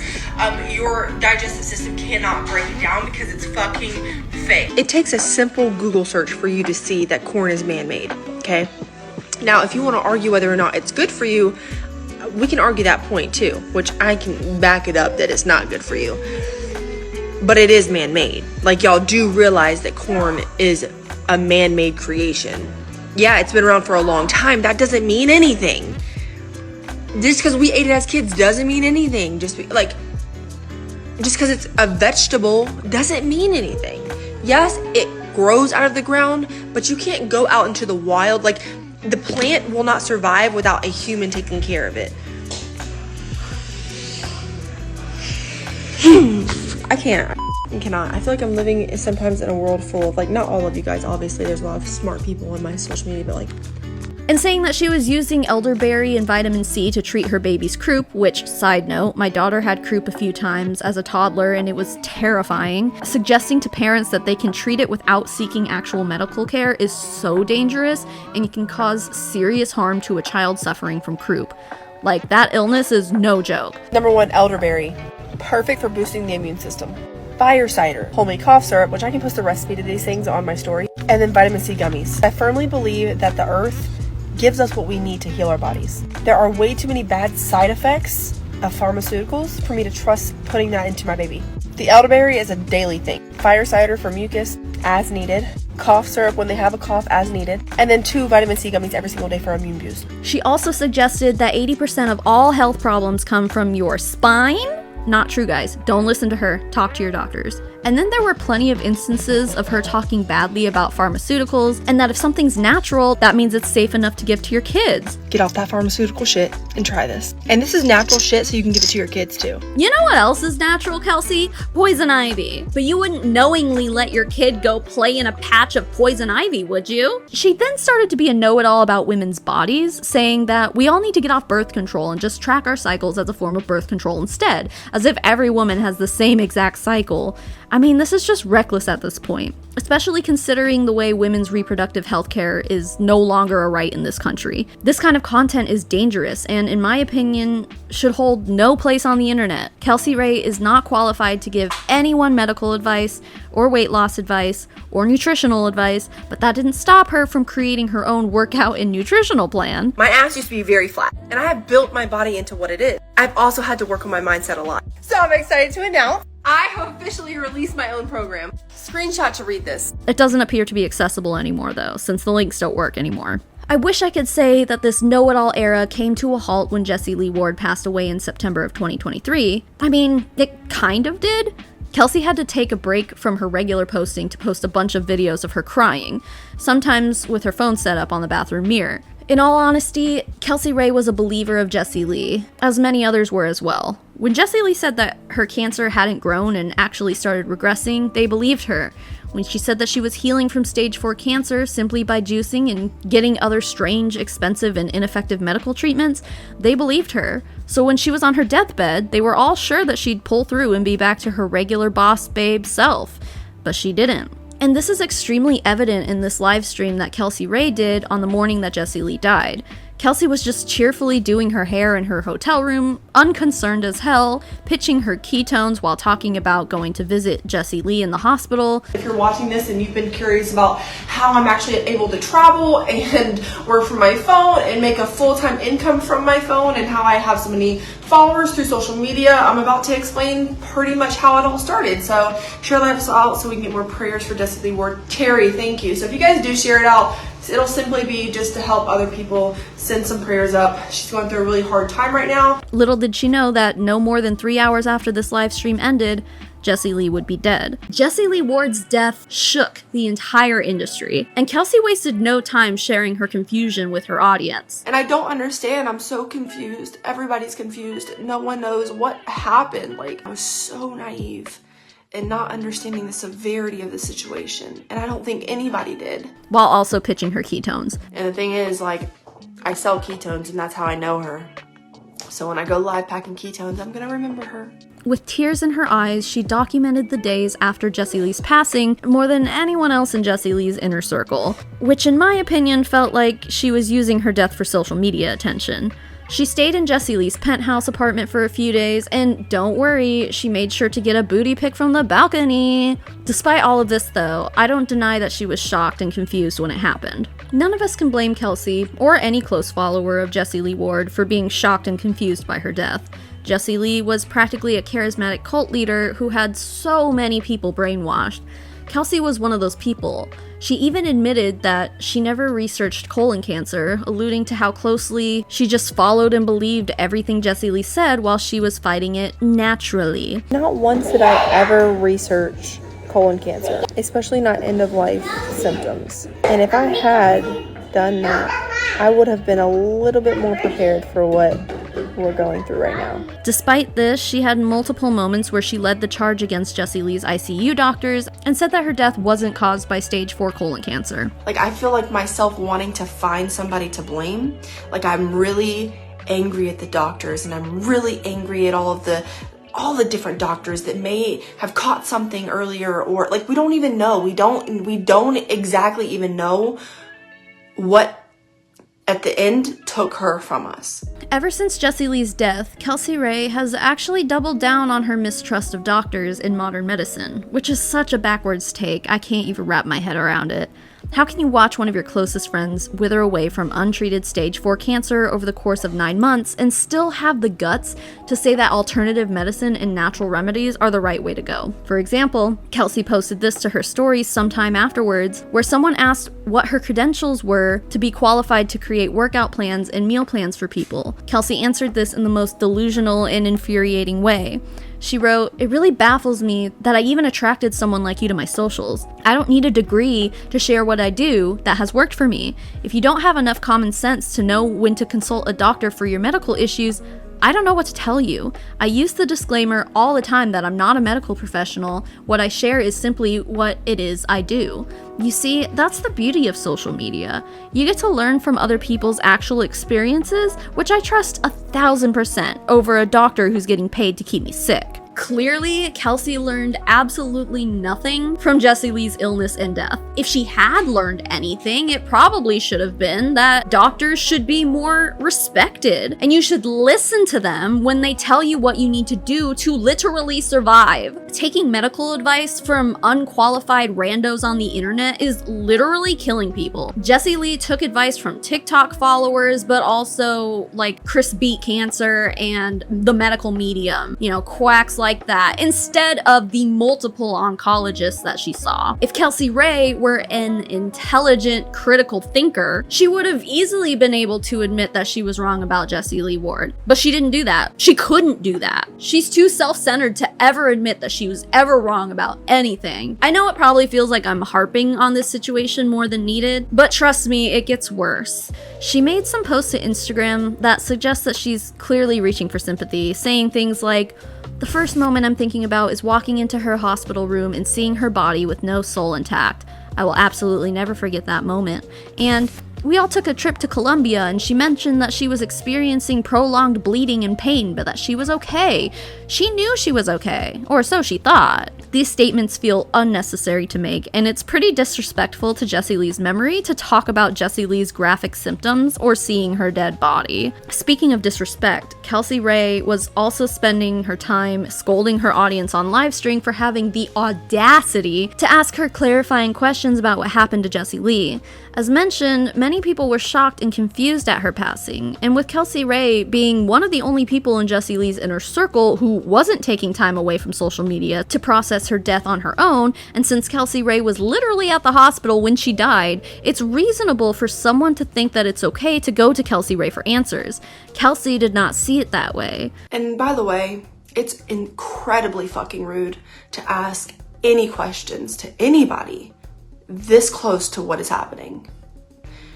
What happened? What's happening with her dogs? What's happening with her family?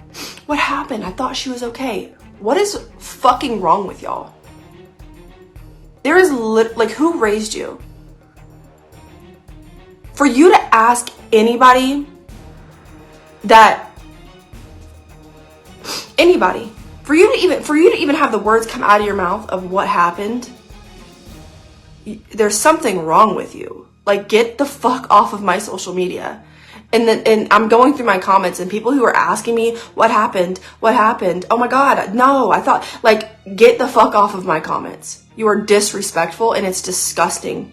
And I don't want to be associated with people that can't even, like, comprehend how disrespectful that is. It's just so fucking wild to me. And that's another thing too, for you to answer anybody's questions, if you're asking what happened and then if you're the person who says, oh, well, she died from cancer, even if that were true, that is not your fucking place. Because there has not ever been an official statement from the medical doctors of exactly what took her from us. And it's just so disrespectful. She thought it was totally okay to talk about Jessie Lee's dead body, but God forbid you say, but I thought she was getting better. I thought she was okay. The worst thing that Kelsey Rhae did in the wake of Jessie Lee's passing, though, was constantly saying that Jessie Lee needed to die so that Kelsey could grow. No joke, no over-exaggeration. Kelsey Rhae said this multiple times. And don't forget, these were all recorded just days after Jessie Lee died. And she knew she had to get out of the way for other people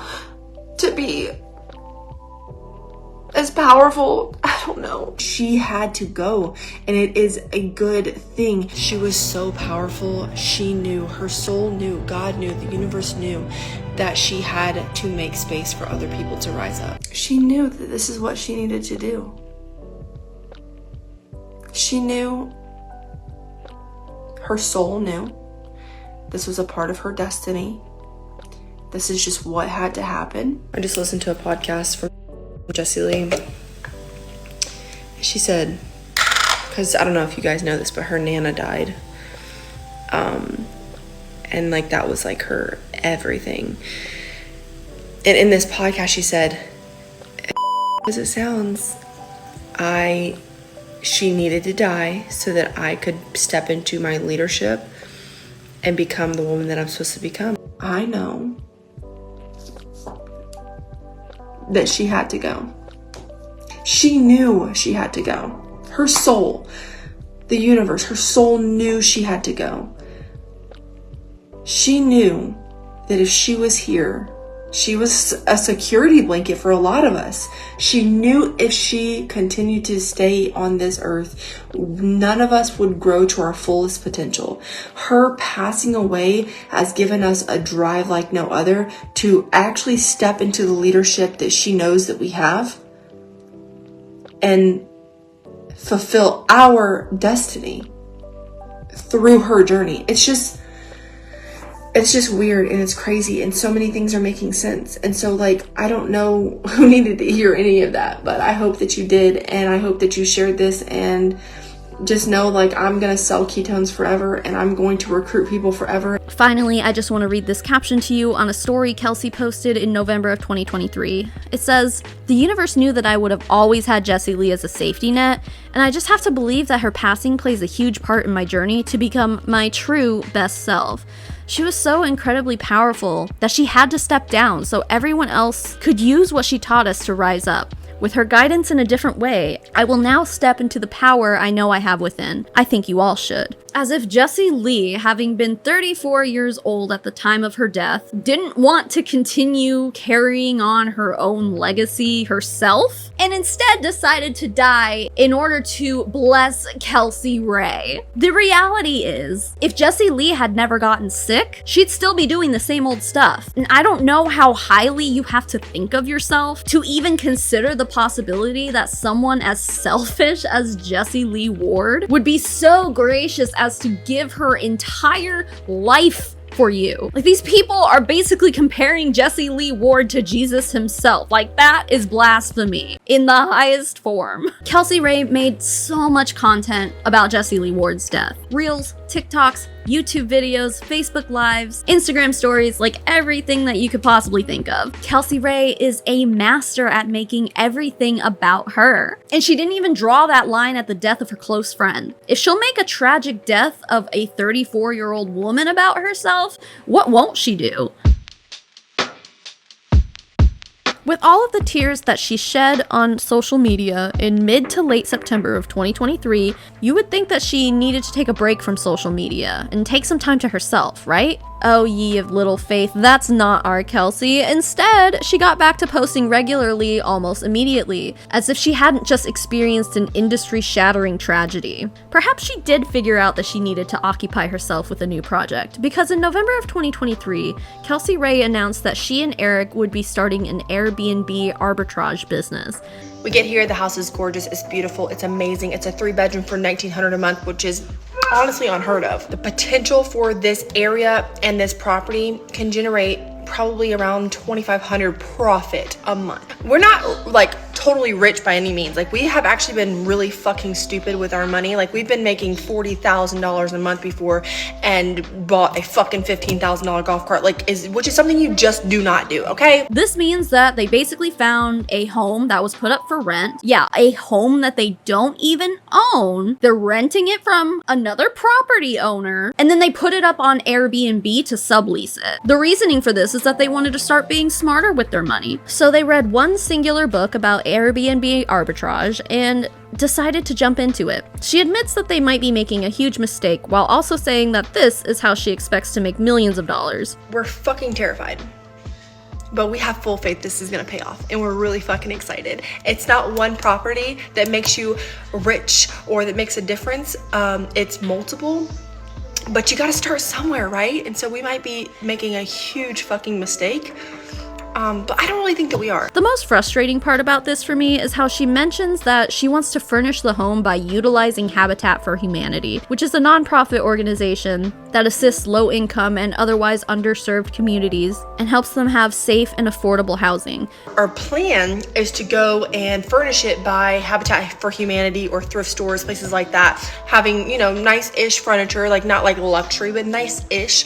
And so we get here, we drop off what we had that we had bought from Marketplace, Facebook Marketplace. We go to the Habitat for Humanity, we're looking around, we're thinking like, oh my God, like we have to furnish 3 bedrooms and we want 2 beds in each bedroom, or at least in 2 bedrooms. And it's looking like it's gonna be like, a mattress is $250 fucking dollars. Kelsey, you said that you were allegedly making $40,000 a month. You are not the kind of person that Habitat for Humanity aims to assist. Thankfully, she didn't do this. They still went the cheap route with this, though, buying and refurbishing old, used furniture for the home. After all was said and done, probably including having to pay first and last month's rent to their landlord, they had invested $8,000 into the place. It just seems like they're trying to strike it rich while putting in as little effort and investment into it as they possibly can.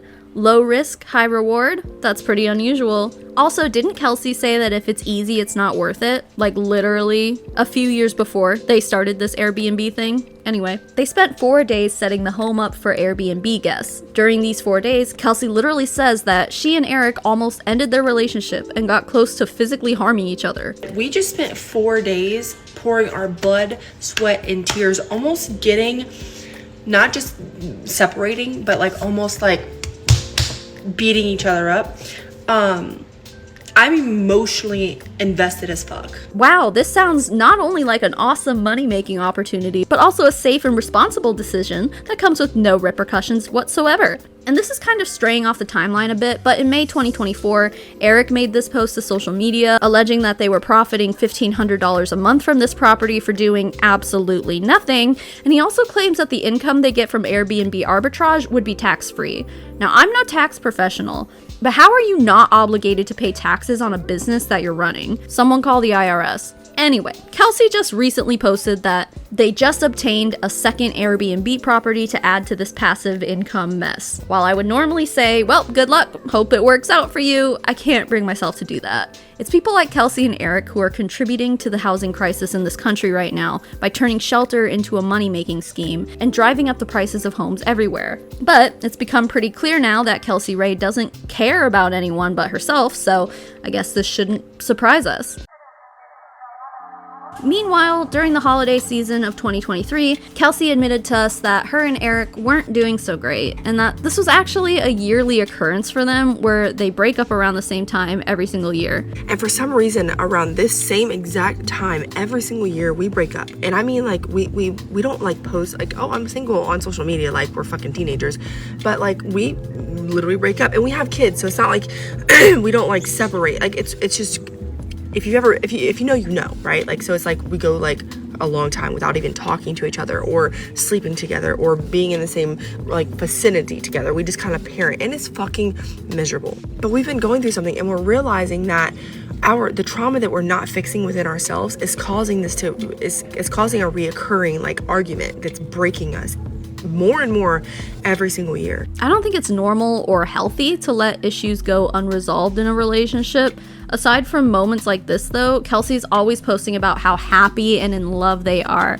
Again, the queen of faking it till you make it. This is just a funny thing that happened to Kelsey in January 2024, but I had to include it because it's so stupid. So Kelsey posted this TikTok where she's crying real tears about flamingos. I'm not kidding, I'll play it here. Okay, so this audio that is playing over Kelsey's TikTok here is copyrighted, so I'm just gonna pretend to be a dude talking about flamingos. This is essentially what the audio says. Hey man, have you ever heard about how flamingos lose their pink? No. Because God made flamingos to be the only animal in the world that you can really see how much the mother gives to her babies and to her husband, because she gives so much to them that she loses her pink. And just like humans, mothers give so much to their families and their husbands, and they never get their pink back. So now you'll never look at flamingos the same way, because flamingos that aren't as pink are the mothers that are providing for the family. That's why sometimes flamingos lose their pink. So first of all, Kelsey, your entire platform in this moment in time is about your ketones and your kids. And your brand as a mother to 4 kids is that you can't stand to be around them for more than 3 hours at a time. You had a nanny so you could leave them with her all day and go lay out by the pool and get your hair and nails done. For you to be crying about a story about a mother losing her sparkle and shine because she's so selfless that she gives all of her energy to her children is so strange, because like, you don't do that. You leave them behind every chance you get. The funniest part of all of this is that this little factoid about flamingos isn't even true. Which, whatever, like, it's not even a huge deal to get caught up in an untrue fact about flamingos. People popped up all over her comment section to be like, no, actually, this isn't true at all. They turn pink because of their diet. I mean, it's a very unserious controversy. Kelsey should have just left it alone, but instead, she doubled down and posted this on Instagram. With my flamingo video going viral, I thought it was best to shed some light on the situation. It truly baffles me to see so many hateful comments. Even if it was not true, why does it matter so much to you? It's not just flamingos, it's flamingos. What? Just thought I would shed some light on the situation, since some of you are so concerned with the truth behind it. Drop a heart if you absolutely adore mother flamingos. Then she posted some explanation that essentially says, okay, you were all right, but I was kinda right too. And she also used the hashtag pink bikini in the caption, which is like, tell me you want attention without saying you want attention. Anyway, so fact-checking Kelsey Rhae is something that she finds to be hateful comments. Are we surprised? While some people in the comments were just like trying to simply explain how misinformation gets spread far too easily on social media, Kelsey was sitting in the corner getting upset about it. Guys, she's fragile. This stupid flamingo controversy proves just how unwilling Kelsey is to be wrong about any given thing, including birds. Like, it's so wild. In other news, as of January 2024, Kelsey has been running around saying she's a millionaire, which I see no indication of that being true. Maybe as of 2024, she's earned $1 million or something, but that would have been over the course of years. And it doesn't appear as though she currently has $1 million in her bank account. My understanding is that she doesn't even own the house that they're currently living in. She also had to talk herself into buying a $200 walking pad that she wants, which, if you are truly making multiple six figures per year like she always claims she does, I think she'd be able to budget for a $200 walking pad. I could be wrong. Maybe she totally is a millionaire, I'm just not seeing it. I get to request free samples, and if I don't get the free sample, I'm just gonna buy it. There's a walking pad on TikTok Shop, and I'm getting that. Like, I don't even care how I have to do it. It's like, some of them are $200, but I'm literally gonna get one because I could do that while I'm working. It was around this time where she started making a lot of kind of anti-men content, which as a feminist, I can appreciate the woman empowerment. I think all of the triggered men in her comments is a funny sight to behold. She definitely takes some of her anti-men statements a bit too far in my opinion, but this is right on brand for Kelsey. She loves to ruffle feathers. Eric asked me to stop by and get some food, right? And so I pulled up to the place to get food, and I go to walk in, I'm looking, I'm like, I texted him, I'm like, there's so many fucking men in here, like, ew. Gross. There's so many men in here. And he's like, why are you so upset with men? And I'm like, because and this is what I said to him, okay, I have a fat ass, and I'm wearing my fat ass shorts, and they stare at me, and it makes me uncomfortable. I want to fucking throw up. I want to gag, okay, when a man just looks in my direction. Don't fucking look at me, please, and thank you. He's like, well, you put the shorts on, baby. I'm like, yes, but also, like, I feel like even when I don't wear shorts like this, or I'm wearing a fucking t-shirt, I'm not showing a lot of skin. I just got an ass, and I can't hide that. Even if I were to wear a fucking paper bag, they would still fucking probably stare at me. And I'm not coming from a place of being conceited or being cocky. I don't want them to stare at me. Sometimes I wish I was ugly. I know that this sounds really fucked up, whatever, but like, it makes me so uncomfortable for a man to just fucking look at me. And I know it's because I have daddy issues. I have trauma around because I had a sugar daddy, like multiple, like, I get it, right? And but like, stop looking at me, please, dear God. But if I were to wear a paper bag, I would feel self-conscious. So it's like, I want to feel good about myself. I just don't want you to look at me. Am I crazy? Like, I'm not wearing these shorts for you to think that I look good. It was around this time where Kelsey kind of started to make a 180. She stopped posting her kids on social media, which was definitely a good choice. She exploited her kids far too much on social media up until this point. This change wasn't necessarily her choice, though. It happened because her nanny retired, so Kelsey had to either hire another one or just learn to appreciate her own children and spend a little more time with them. Over the course of a few months, though, particularly after Quiet on Set came out, which was a docuseries profiling the abusive working conditions that children suffered on the set of Nickelodeon shows in the 90s and early 2000s. You know, in light of this Quiet on Set scenario or situation that's going on, that's revealing itself now, number one, I took my kids off of social media because there was a point in time where my social media became my kids, and there are so many accounts on all of these apps that I see where these parents are trying to make their kid famous, or actually making their kids famous, like their babies. Like, you know, I used to think like, we gotta get her in modeling or a TV show, or, you know, I would make, you know, TikToks with her and I'd show her all over my social, I would like showcase her. I look back on my social media and I think, what the fuck was I actually doing? And I know that there's moms on here who post their children, they think nothing of it, they just love their kids, they want to show them off to the world. There's parents of the kids on from Quiet on Set, like from our childhood shows. Like, they probably initially started that because they saw something special in their kids, and then it turned into like, okay, wow, we can actually make a lot of money. You know, money drives everybody at the end of the day.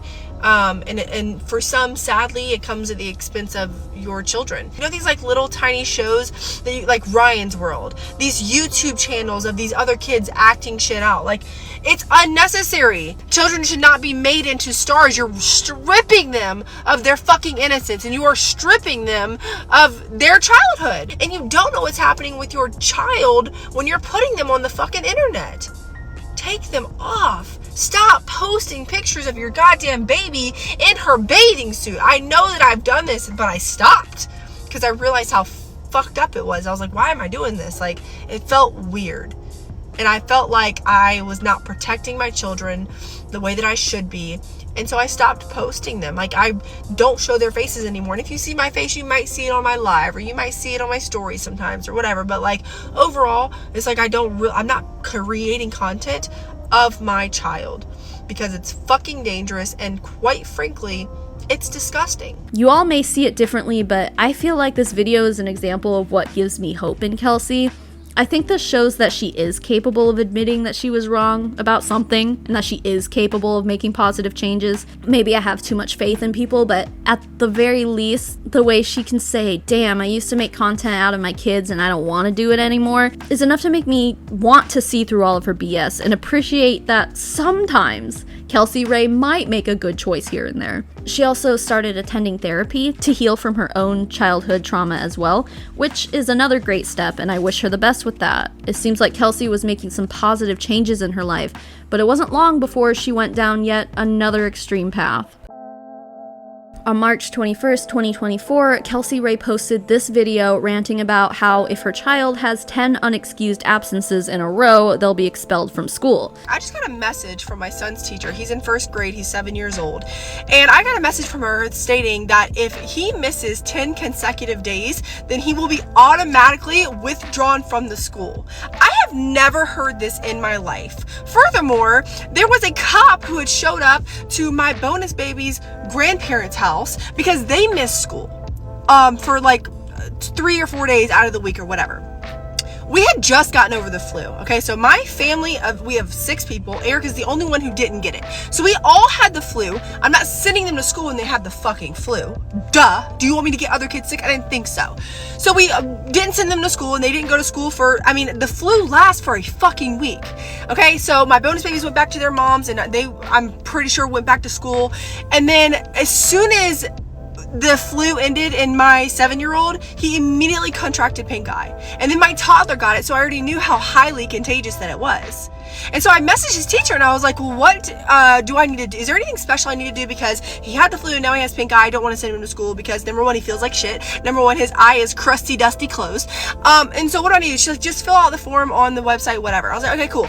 And then she just randomly messages me that. So you're going to withdraw my kid if I don't have him there every single, like, I don't know, y'all can share, like, what's the logic behind that? Because I'm just not understanding it. This is due to local legislation in her area, but it's also pretty common and it's not at all extreme. She has the power to change this by voting in her local elections just like the rest of us, although perhaps her status as a felon might have barred her from the right to vote, so I don't know about that, but whatever. Those are the consequences of your own actions, I guess. Next time you want to vote, don't rob someone at gunpoint. I don't know. The only valid excuse that I can think of for a child to be out of school for 2 weeks straight is if they have some kind of serious medical condition. And in that case, you know, they'd be in the hospital and they would have medical paperwork and doctor's notes to prove that. No school is gonna expel a sick child. Parents who think that it's okay for their kid to be missing that much school without a doctor's note have other issues that they need to work out. Anyway, in this video, Kelsey starts spreading a ton of dangerous misinformation about how the public school system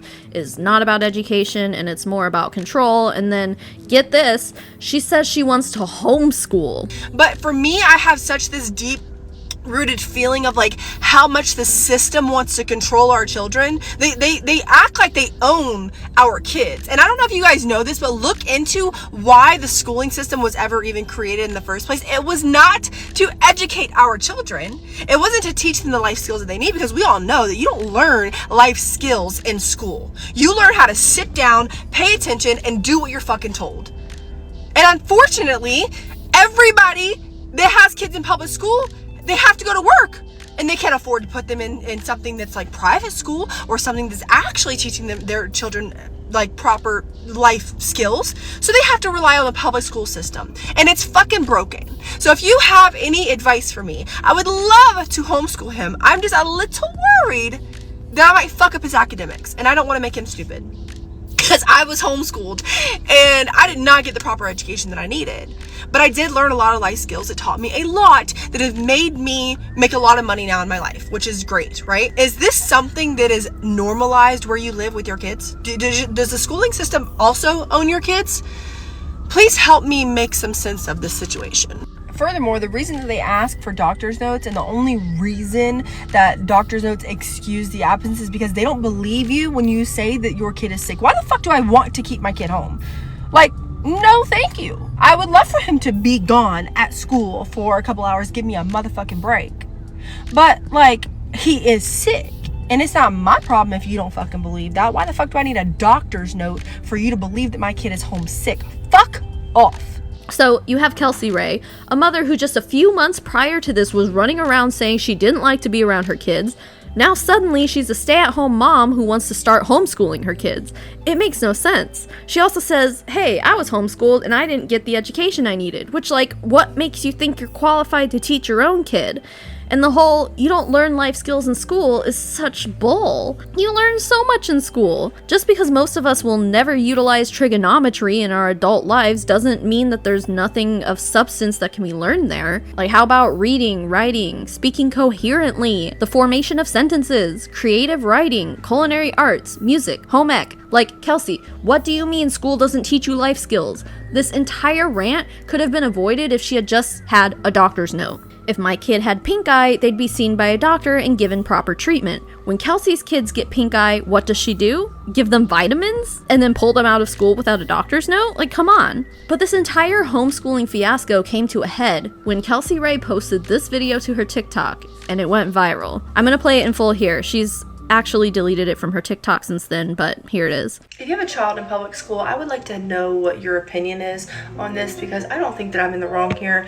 A lot of you guys, if you've been watching my past videos, you already know that I'm pulling my first grader out of school. I'm gonna let him finish out the school year, and then we're gonna be doing Unschool. If you want to watch more about what that is, there's a video on my profile. Now listen, there's two things that I'm not. I am not a homework mom. I'm not doing that shit. He's with you for 7 to 8 hours a day. Get that shit done in school. The time that he comes home, that's the time that we're spending together, not doing homework, okay? So I'm not doing homework. Also, I'm pretty hard to get a hold of, and I don't think she likes that, but it's like really hard to get a hold of me. So if you need me, call me. I'll answer the phone. Don't be texting me over some app. That's just not my thing, okay? And so that's two things about me as a parent of a child who is currently in public school. Now, the other day, or a couple weeks ago, she sent home in his folder a piece of paper that had a signature side and a date side. And she told him, didn't say nothing to me, told him to tell me I needed to take his homework out of his folder every single night, sign and date this piece of paper, and send it back to her every single day. Now, listen, I took that piece of paper out and I said, I'm not doing that, baby. That has no benefit to you at all. I have 4 kids, and I run a massive business through social media. I don't have time. Literally, I put it on the counter and have it signed it. He said, no, mommy, I'm not going to get fuzzies if you don't sign it. I said, first of all, that's not going to happen. You're not going to get punished for something that I'm not doing, okay? And so I just like kind of shrugged it off, and I was going to end up messaging her about it, but I never did, because I honestly didn't think that was true. I was like, there's no way that she's going to like punish him for something that I'm not doing, right? There's just no way. That's just not... That's not logical to me. Why would you do that? And so anyways, this morning he said, mommy, I only have 1 fuzzy, and everybody else has 5 fuzzies who haven't signed my paper for my homework. I said, oh, really? Now, we've already had some other issues going on with my son, you know, of things that he's done being disruptive. We've met before. I've, you know, come to the conclusion that I know my son's not perfect, okay? He is probably the troublemaker. He's the class clown. I get it. But now it's like he's being targeted, and I don't like that.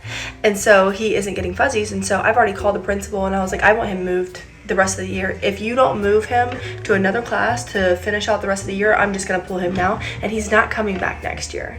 So I'd like to know your opinions, not even really your opinions, but have you experienced having to do something like this, and fucking why? Why do we need to sign that they're completing this homework and keeping the homework home? We're not even sending it back to be graded. It's just a way for you, like, no. Fuck no. Let me know your thoughts and opinions on this, please. So she asked for thoughts and opinions, and she certainly got them, just not the positive response that she was hoping for. Obviously, there's a lot of absurdity going on in this video, and the internet went buck wild on her, with so many videos and stitches being made in response of this. Y'all, please don't listen to this woman. She doesn't know what the heck she's talking about. And it sounds like she's gearing up as a social media influencer to use her kid to create content around unschooling. She clearly doesn't know what unschooling is, and from what I have seen of her platform, she's not interested in engaging in the kind of parenting that unschooling requires. I hope I'm wrong here, but from what I've seen, it really feels like she is leveraging unschooling and her child in order to create content and revenue. She spent more time making the video than it would have taken to sign the paper. As a matter of fact, if you were to add up all the seconds necessary to sign the paper for probably the rest of the school year, it would equal to less time spent making that video.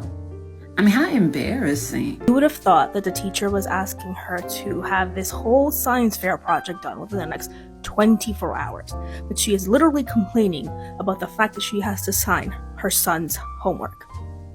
Signing her son's homework. It's giving, I am too busy to be a parent. My ears perked up when she said, oh, I'm taking my kid out of public school and we're going to do unschooling. I know where this is going. The unschooling portion, coupled with the fact that she said, I am too busy, I run a massive business online.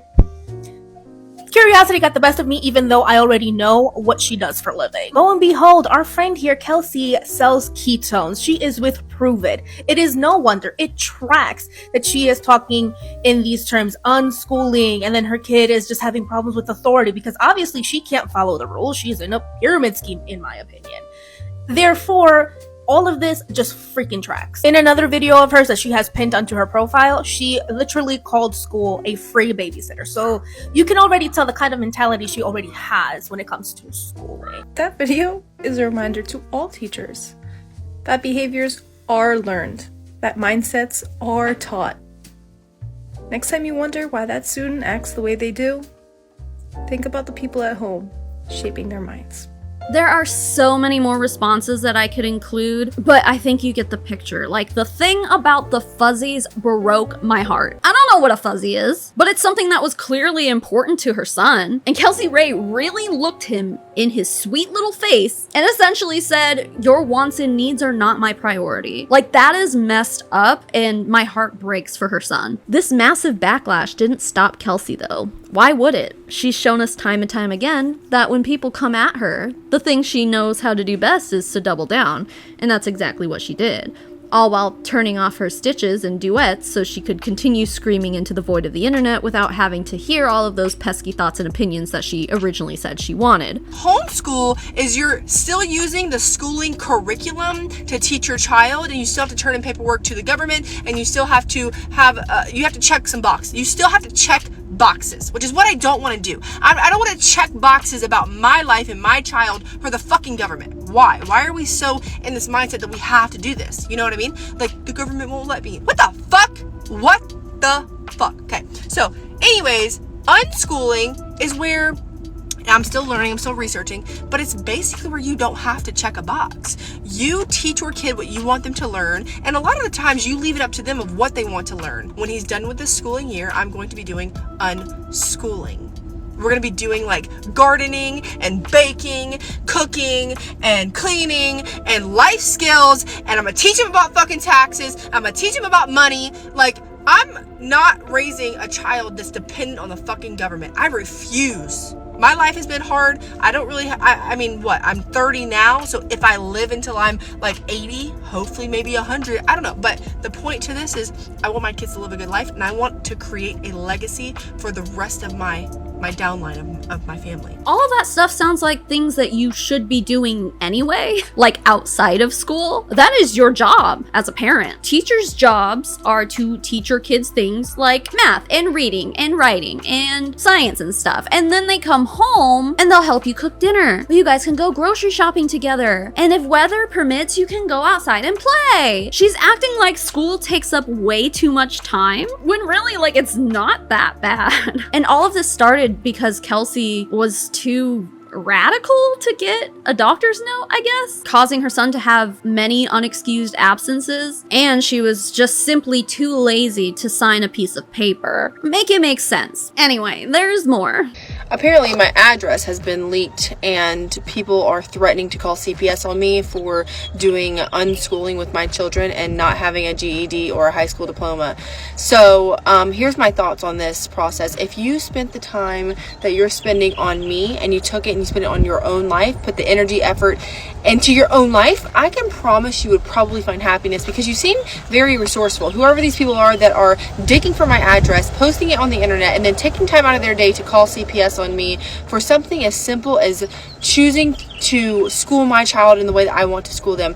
I'm not going to stop talking about it on social media. I know it might piss you off if you're a teacher or if you're a principal or if you are somebody who makes money based on my child coming to public school, or I don't even know. What's the motive here? Doxing isn't cool, and anyone who does it to anyone should be ashamed. However, Kelsey, the motive here is to protect your children from an irresponsible parent like yourself, who is actively ruining your kids' lives. Yeah, I said it. You're ruining your child's lives for clout.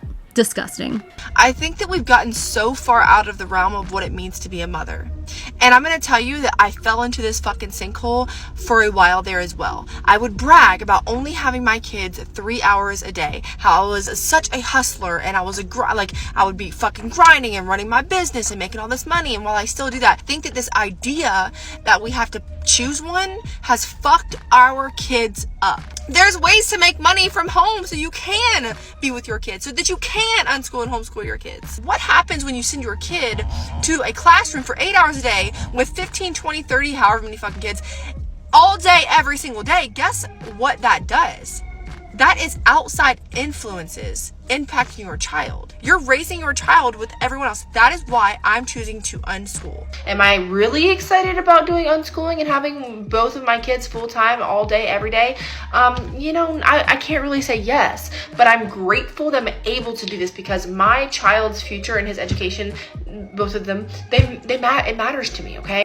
With that being said, the way that I'm able to do this is because 5 years ago, I started working from my phone. I want to give you a little bit of an example of how not being in public school is better for your children. The other day, my child was not in school. I think it was spring break last week, okay? So it was spring break, and me and my son were riding around on our golf cart in our neighborhood curb shopping. So if you don't know what that is, basically, like, we live in a really nice neighborhood and people just be putting shit on their curb. Nice shit, okay? Nothing's wrong with it. So we just be riding around, having fun, seeing if anybody's put anything out, seeing what it looks like, whatever.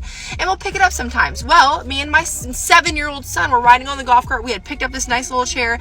We were going to take it home. And then we saw on the side of the road this basketball hoop.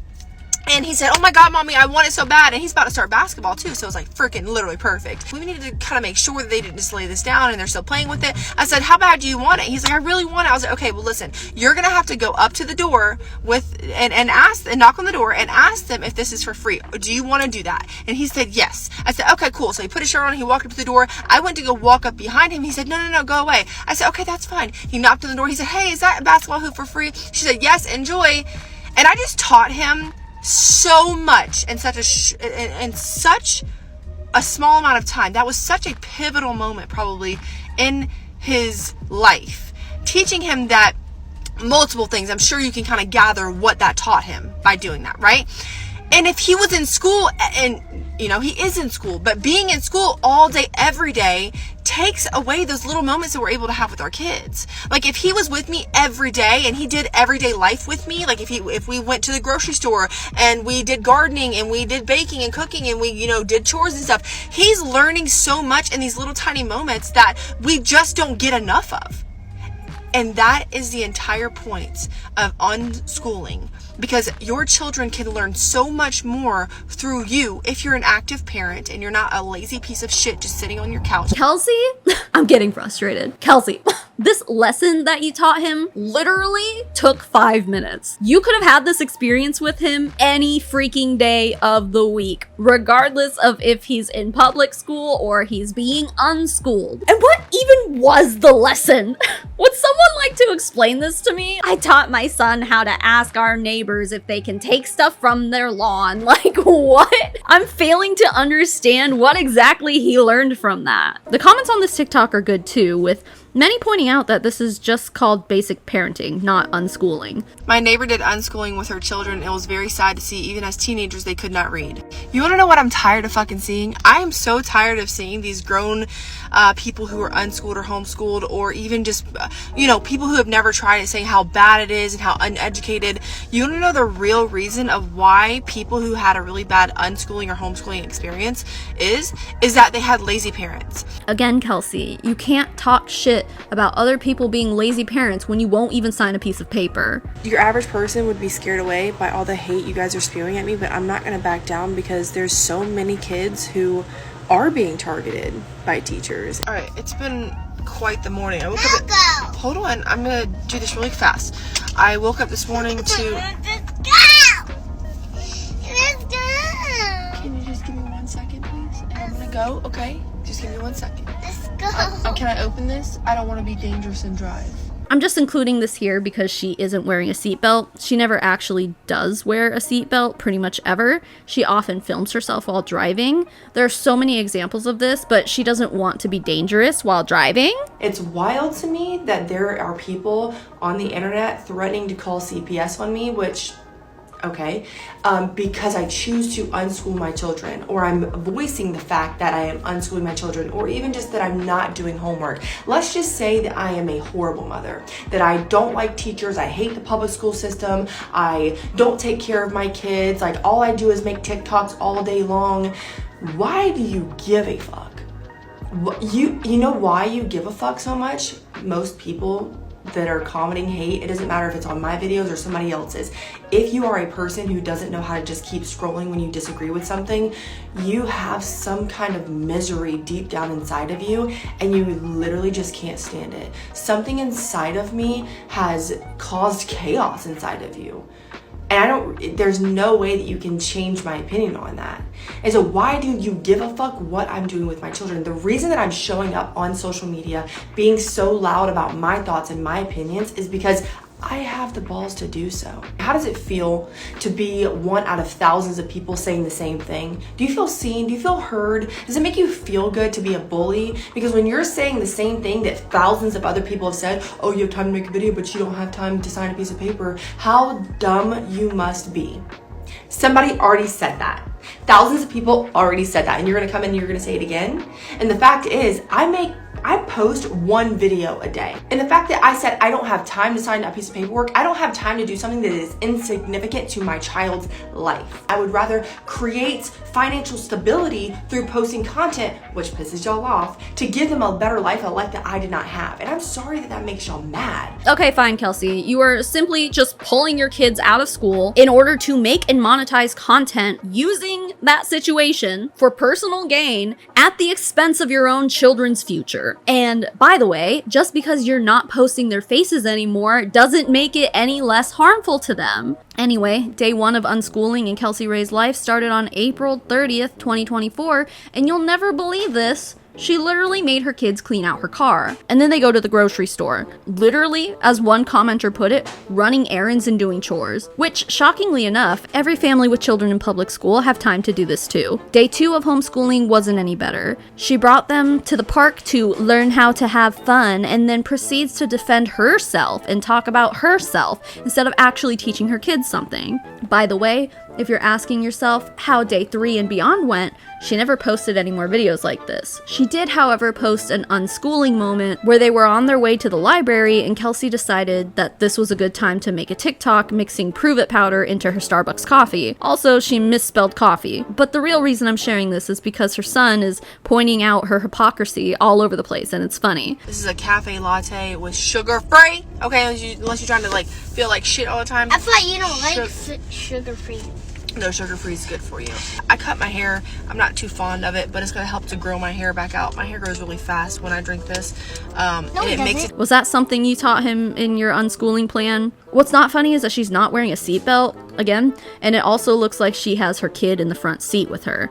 He's 7. This is unsafe. At this point, Kelsey started getting overwhelmed with all of the comments and opinions that she asked people to leave and kind of sort of posted an accountability semi-apology thing. It's pretty odd, but long story short, she's just like, I have no idea what I'm doing, but I'm learning. I mean, this all seems like something you should have taken the time to educate yourself on before you started unschooling, but alright. Things have just gotten completely out of control on my social media and people dragging my name, and my original intention was to just share how I'm going through this as I'm learning to unschool, as I'm learning what works best for us, not coming from a place of being an expert. And any videos that you see of me, I'm just simply sharing what I've done so far and the things that I'm understanding of what unschooling actually is. Kelsey was definitely getting a bit cocky at this point. She's obviously the best mom in the world, and now she's totally allowed to shit all over other moms for letting their kids have screen time. Most people who say that have their kids sitting in front of a fucking tablet 24 hours a day.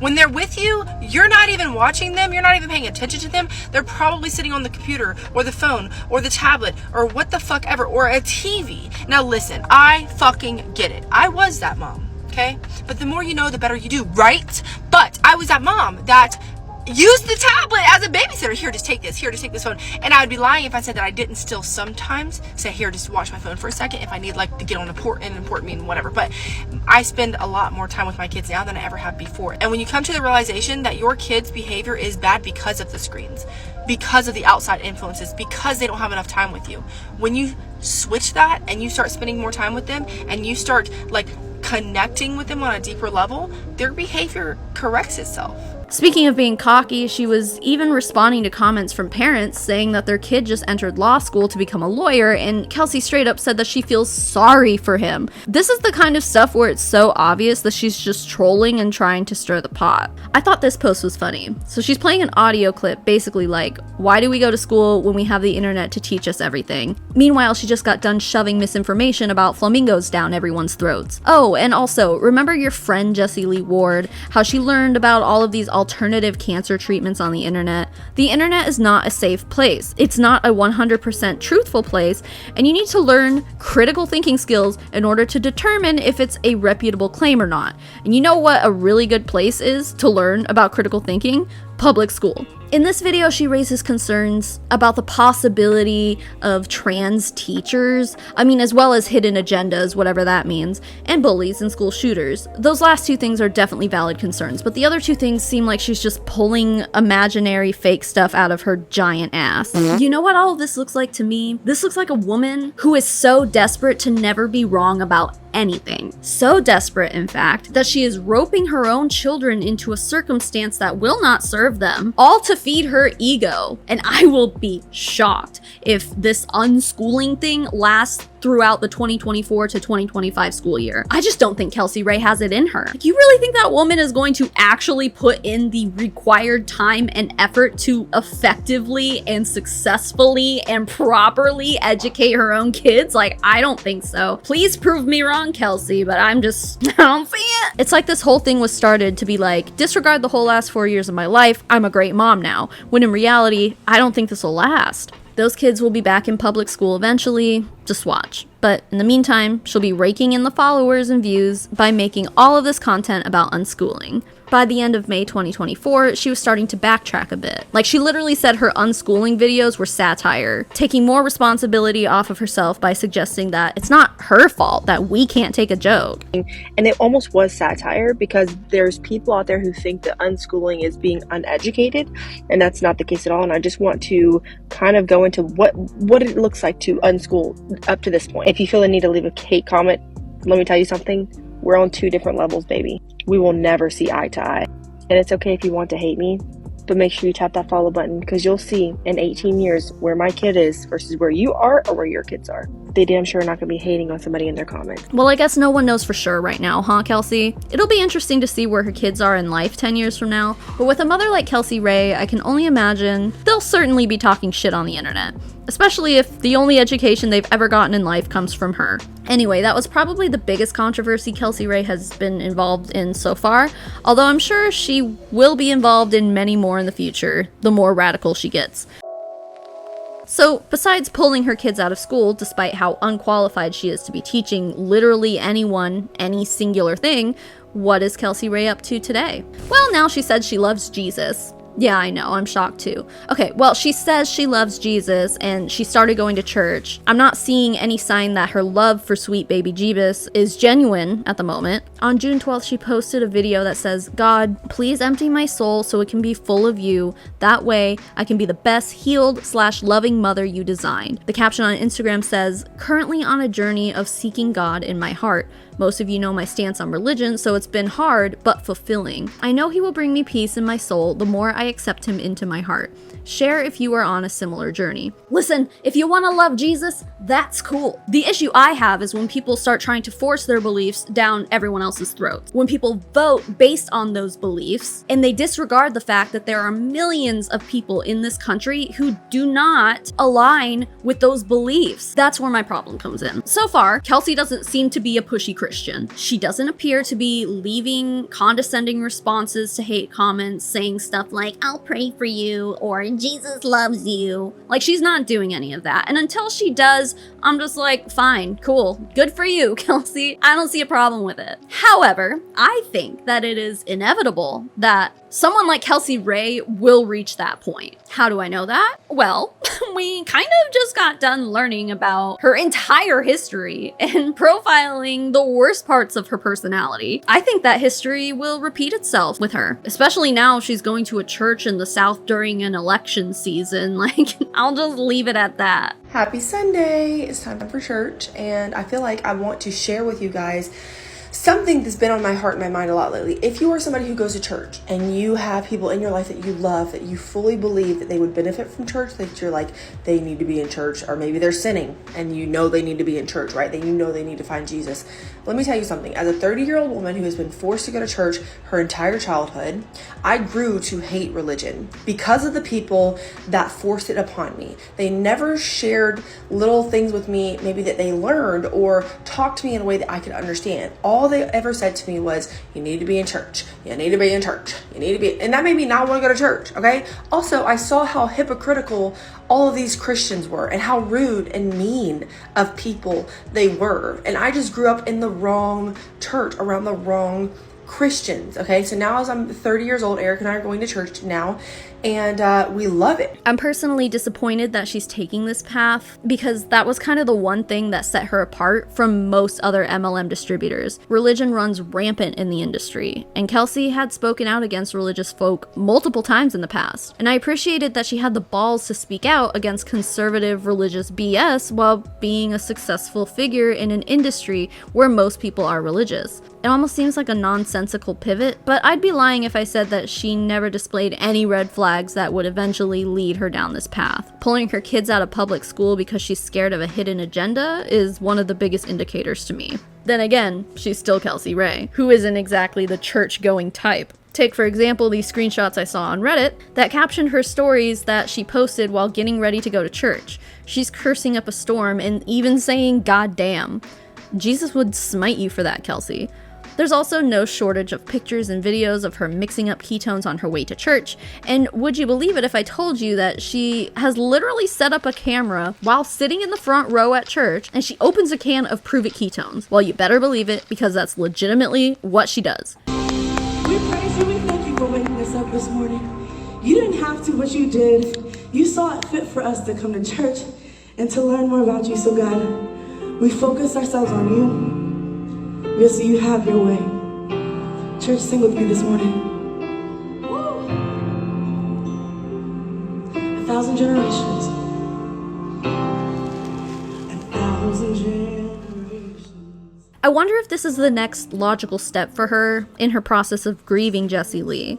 She still posts and talks about her regularly. On May 26, 2024, she made a post to Instagram talking about what she learned at church that day, and she talks about Jessie Lee. Kelsey said, "Today at church, the sermon was about death. I believe God guided me there today to bring peace to my soul regarding the passing of my friend Jessie Lee. Ever since her death, I've been struggling, angry, anxious. I haven't been the same. The sermon centered on the Bible's teaching about believing in life after death. It emphasized that without this belief, we can't truly accept that Jesus died for our sins and was resurrected. The idea that there's more to existence than just this life, that eternity awaits us on the other side, brought me immense comfort. Jessie Lee was too precious for this world, too powerful. Her true work began when she left this earth and entered into her eternal body. Knowing that she's now in a place where she can accomplish more than ever before brings me so much comfort. She and God are guiding my life, and I can feel their presence." After the service, I visited the prayer room where someone prayed for me. She explained that establishing a relationship with God is as simple as expressing our desires to Him, a concept that has always felt strange to me, but I trusted her, and together we prayed. I'm currently navigating my faith, seeking answers. Today was a stepping stone. I miss my friend terribly. The pain is constant, but I'm grateful that today brought me closer to her than ever. Do you attend church? What's your religion? And do you believe in life after death? So this is why I believe that it's some kind of coping mechanism, because I don't think she ever properly dealt with the loss of her friend. Despite her many mistakes, Kelsey Rhae is still human, and she still lost someone close to her in a way that felt unexpected to her. I understand how belief in an afterlife can bring comfort during times of grief, and if that's what led her to church, I get it. I was a Christian for 25 years. Like, trust me, I understand. I don't necessarily think it's a healthy coping mechanism to believe in something that has no evidence of its existence. But hey, Kelsey is also no stranger to that way of thinking either. Pruvit appears to be on a downward trend, just like every other MLM right now. So that would explain why she's trying to get that AirBNB business going. And she's still trying to be the most present parent she could possibly be by bringing her kids to the pool and making TikTok content and not paying attention to them to the point where one of them went upside down in the pool by themselves. This is literally expectation versus reality. Oh, really? Is he good? Is he good? Daddy, I just flipped over. What? I'm about to turn into Super Dad. On Father's Day. Daddy, I just flipped over. Nice. I flipped over. You did? Another annoying thing that's going on is Eric keeps saying he's a personal trainer now. He said that he's been certified through ISSA. Like, I don't know, is there any nerds on here? Yeah, I saw, somebody's asked me where my certificate's from. ISSA. But when people on Reddit began looking into that claim, they found that Eric did go through them, but never finished the certification. But this is now being incorporated into Kelsey's Pruvit business, because not only does it appear as though Eric is now a Pruvit distributor under Kelsey, but she's also offering anyone who buys from her a free one-on-one consultation Zoom call with Eric, the unqualified but wants everyone to think he's qualified short king. Every single person that grabs one of these, like I said, I have 19 of them left. You can put 19 in the comments if you want one. This whole thing comes with my entire Facebook, the free what'd you say, workout? Yeah, let's make this seamless. So when you go purchase this trial, there's 19 left. They go really fast. So go grab one right now. If you purchase it, just send Kelsey free once you purchase this. And then that will literally, she'll just send me your information, and then I can contact you, get you scheduled, and then we got a free consultation. We want to make this as seamless as possible and easy, just so we can get you in, get you out, get you having results. Let's see what else. Oh, Kelsey and Eric also recently spent $1,000 each to attend a seminar about investing in tax liens, which seems to be a kind of sketchy way to make money. I mean, it's legitimate, but from my understanding, it involves paying money to the government to cover the cost of an unpaid tax lien and then receiving interest when that money gets paid back. And wouldn't you know it, Kelsey was loudly mixing up her ketones in the middle of this seminar as well. There's no place too high, too low, or too sacred for Kelsey Rhae to disrespectfully mix up her ketones. And to end on some good news, her and Eric are now supposedly in couples therapy as of very recently. So we started going to therapy together. There's just a lot of things in our relationship, a lot of trauma that we have individually and together that we came to a wall, a stop, a loss. We're like, we don't know what to do. The same problem is recurring, it's coming up. We've been to 2 therapy appointments. And they're great, right? I never thought that he would want to go to therapy with me, but here we are, we're doing it because we need answers. We need to know, how can we move forward? How can we resolve the issues that we have that we keep talking about? If you remember how we were talking about them allegedly breaking up every single year due to issues that they let lay dormant between each other, well, it seems like they're actually finally taking action on resolving those issues, and I hope it goes well for them. And I genuinely wish them the best. Guys, that is all I have for you. I just want to say thank you if you made it this far. It has probably been a month, 8 hours a day, 5 to 6 days a week, researching Kelsey Rhae, putting together a script, compiling everything, editing it together, filming all this. It's been a huge project, so if you're here, you do not understand the gratitude I have just for you looking at my face right now. Thank you, because I put everything I have into this video, so I just really appreciate you being here. A few other thank yous I have to give. First of all, again, thank you Earthbreeze for sponsoring this video. Don't forget, go to earthbreeze.com/Savannah Marie and get started with Earthbreeze, and you get 40% off if you start a subscription. I just got a whiff of it. Smells so good. And also, I need to say thank you to my patrons and my members, guys. The list of names I'm about to read off are my financial supporters. They get access to things like our private Discord server. We have a monthly postcard club. Sometimes you get early access to videos. This time around, because it had been so long, I shared a little sneak peek of this video just so, you know, my patrons and members didn't think I forgot about them. So sometimes you'll get stuff like that too, and sometimes even more. So if any of that sounds good to you, you can go to patreon.com/Savannah Marie, or you can click the join button beneath this video to join my YouTube memberships. Whatever platform you want to join on is fine by me. I just appreciate you being here in general. So with that, the biggest thank you in the whole wide world goes to Hula Chowdown, Jacqueline Nutton, Kessie Drew, KJ Barnes, Leanne, Caroline Reed, Daniel Urena, Maddie Darley, Ray, Martine Hubert, AJC, Love to Be Evil, Just Mark, Amber Price, Baby Pink Pearl, Alice Wagner, LaSalle Story, Mother Dragon 82, Fallon Lowry, Hannah, Jessica Billhart, Emion, and Auntie Lou. And to the rest of my financial supporters, thank you so much for being here and being you. Even if you're not a financial supporter, again, I said many, many thank yous to you before, but I will reiterate them. Thank you for being here. I just appreciate that you made it to the end of this probably long video. I don't even know how long this is going to be. Probably 2 hours. Hi, thanks for being here. I've got quite a few projects planned in the upcoming weeks. Hopefully I can get another video out to you guys fairly soon, but I need a break. This has taken all of the energy out of me, so I'm excited to show you guys what I have planned. So I guess I'll see you then. Okay, goodbye.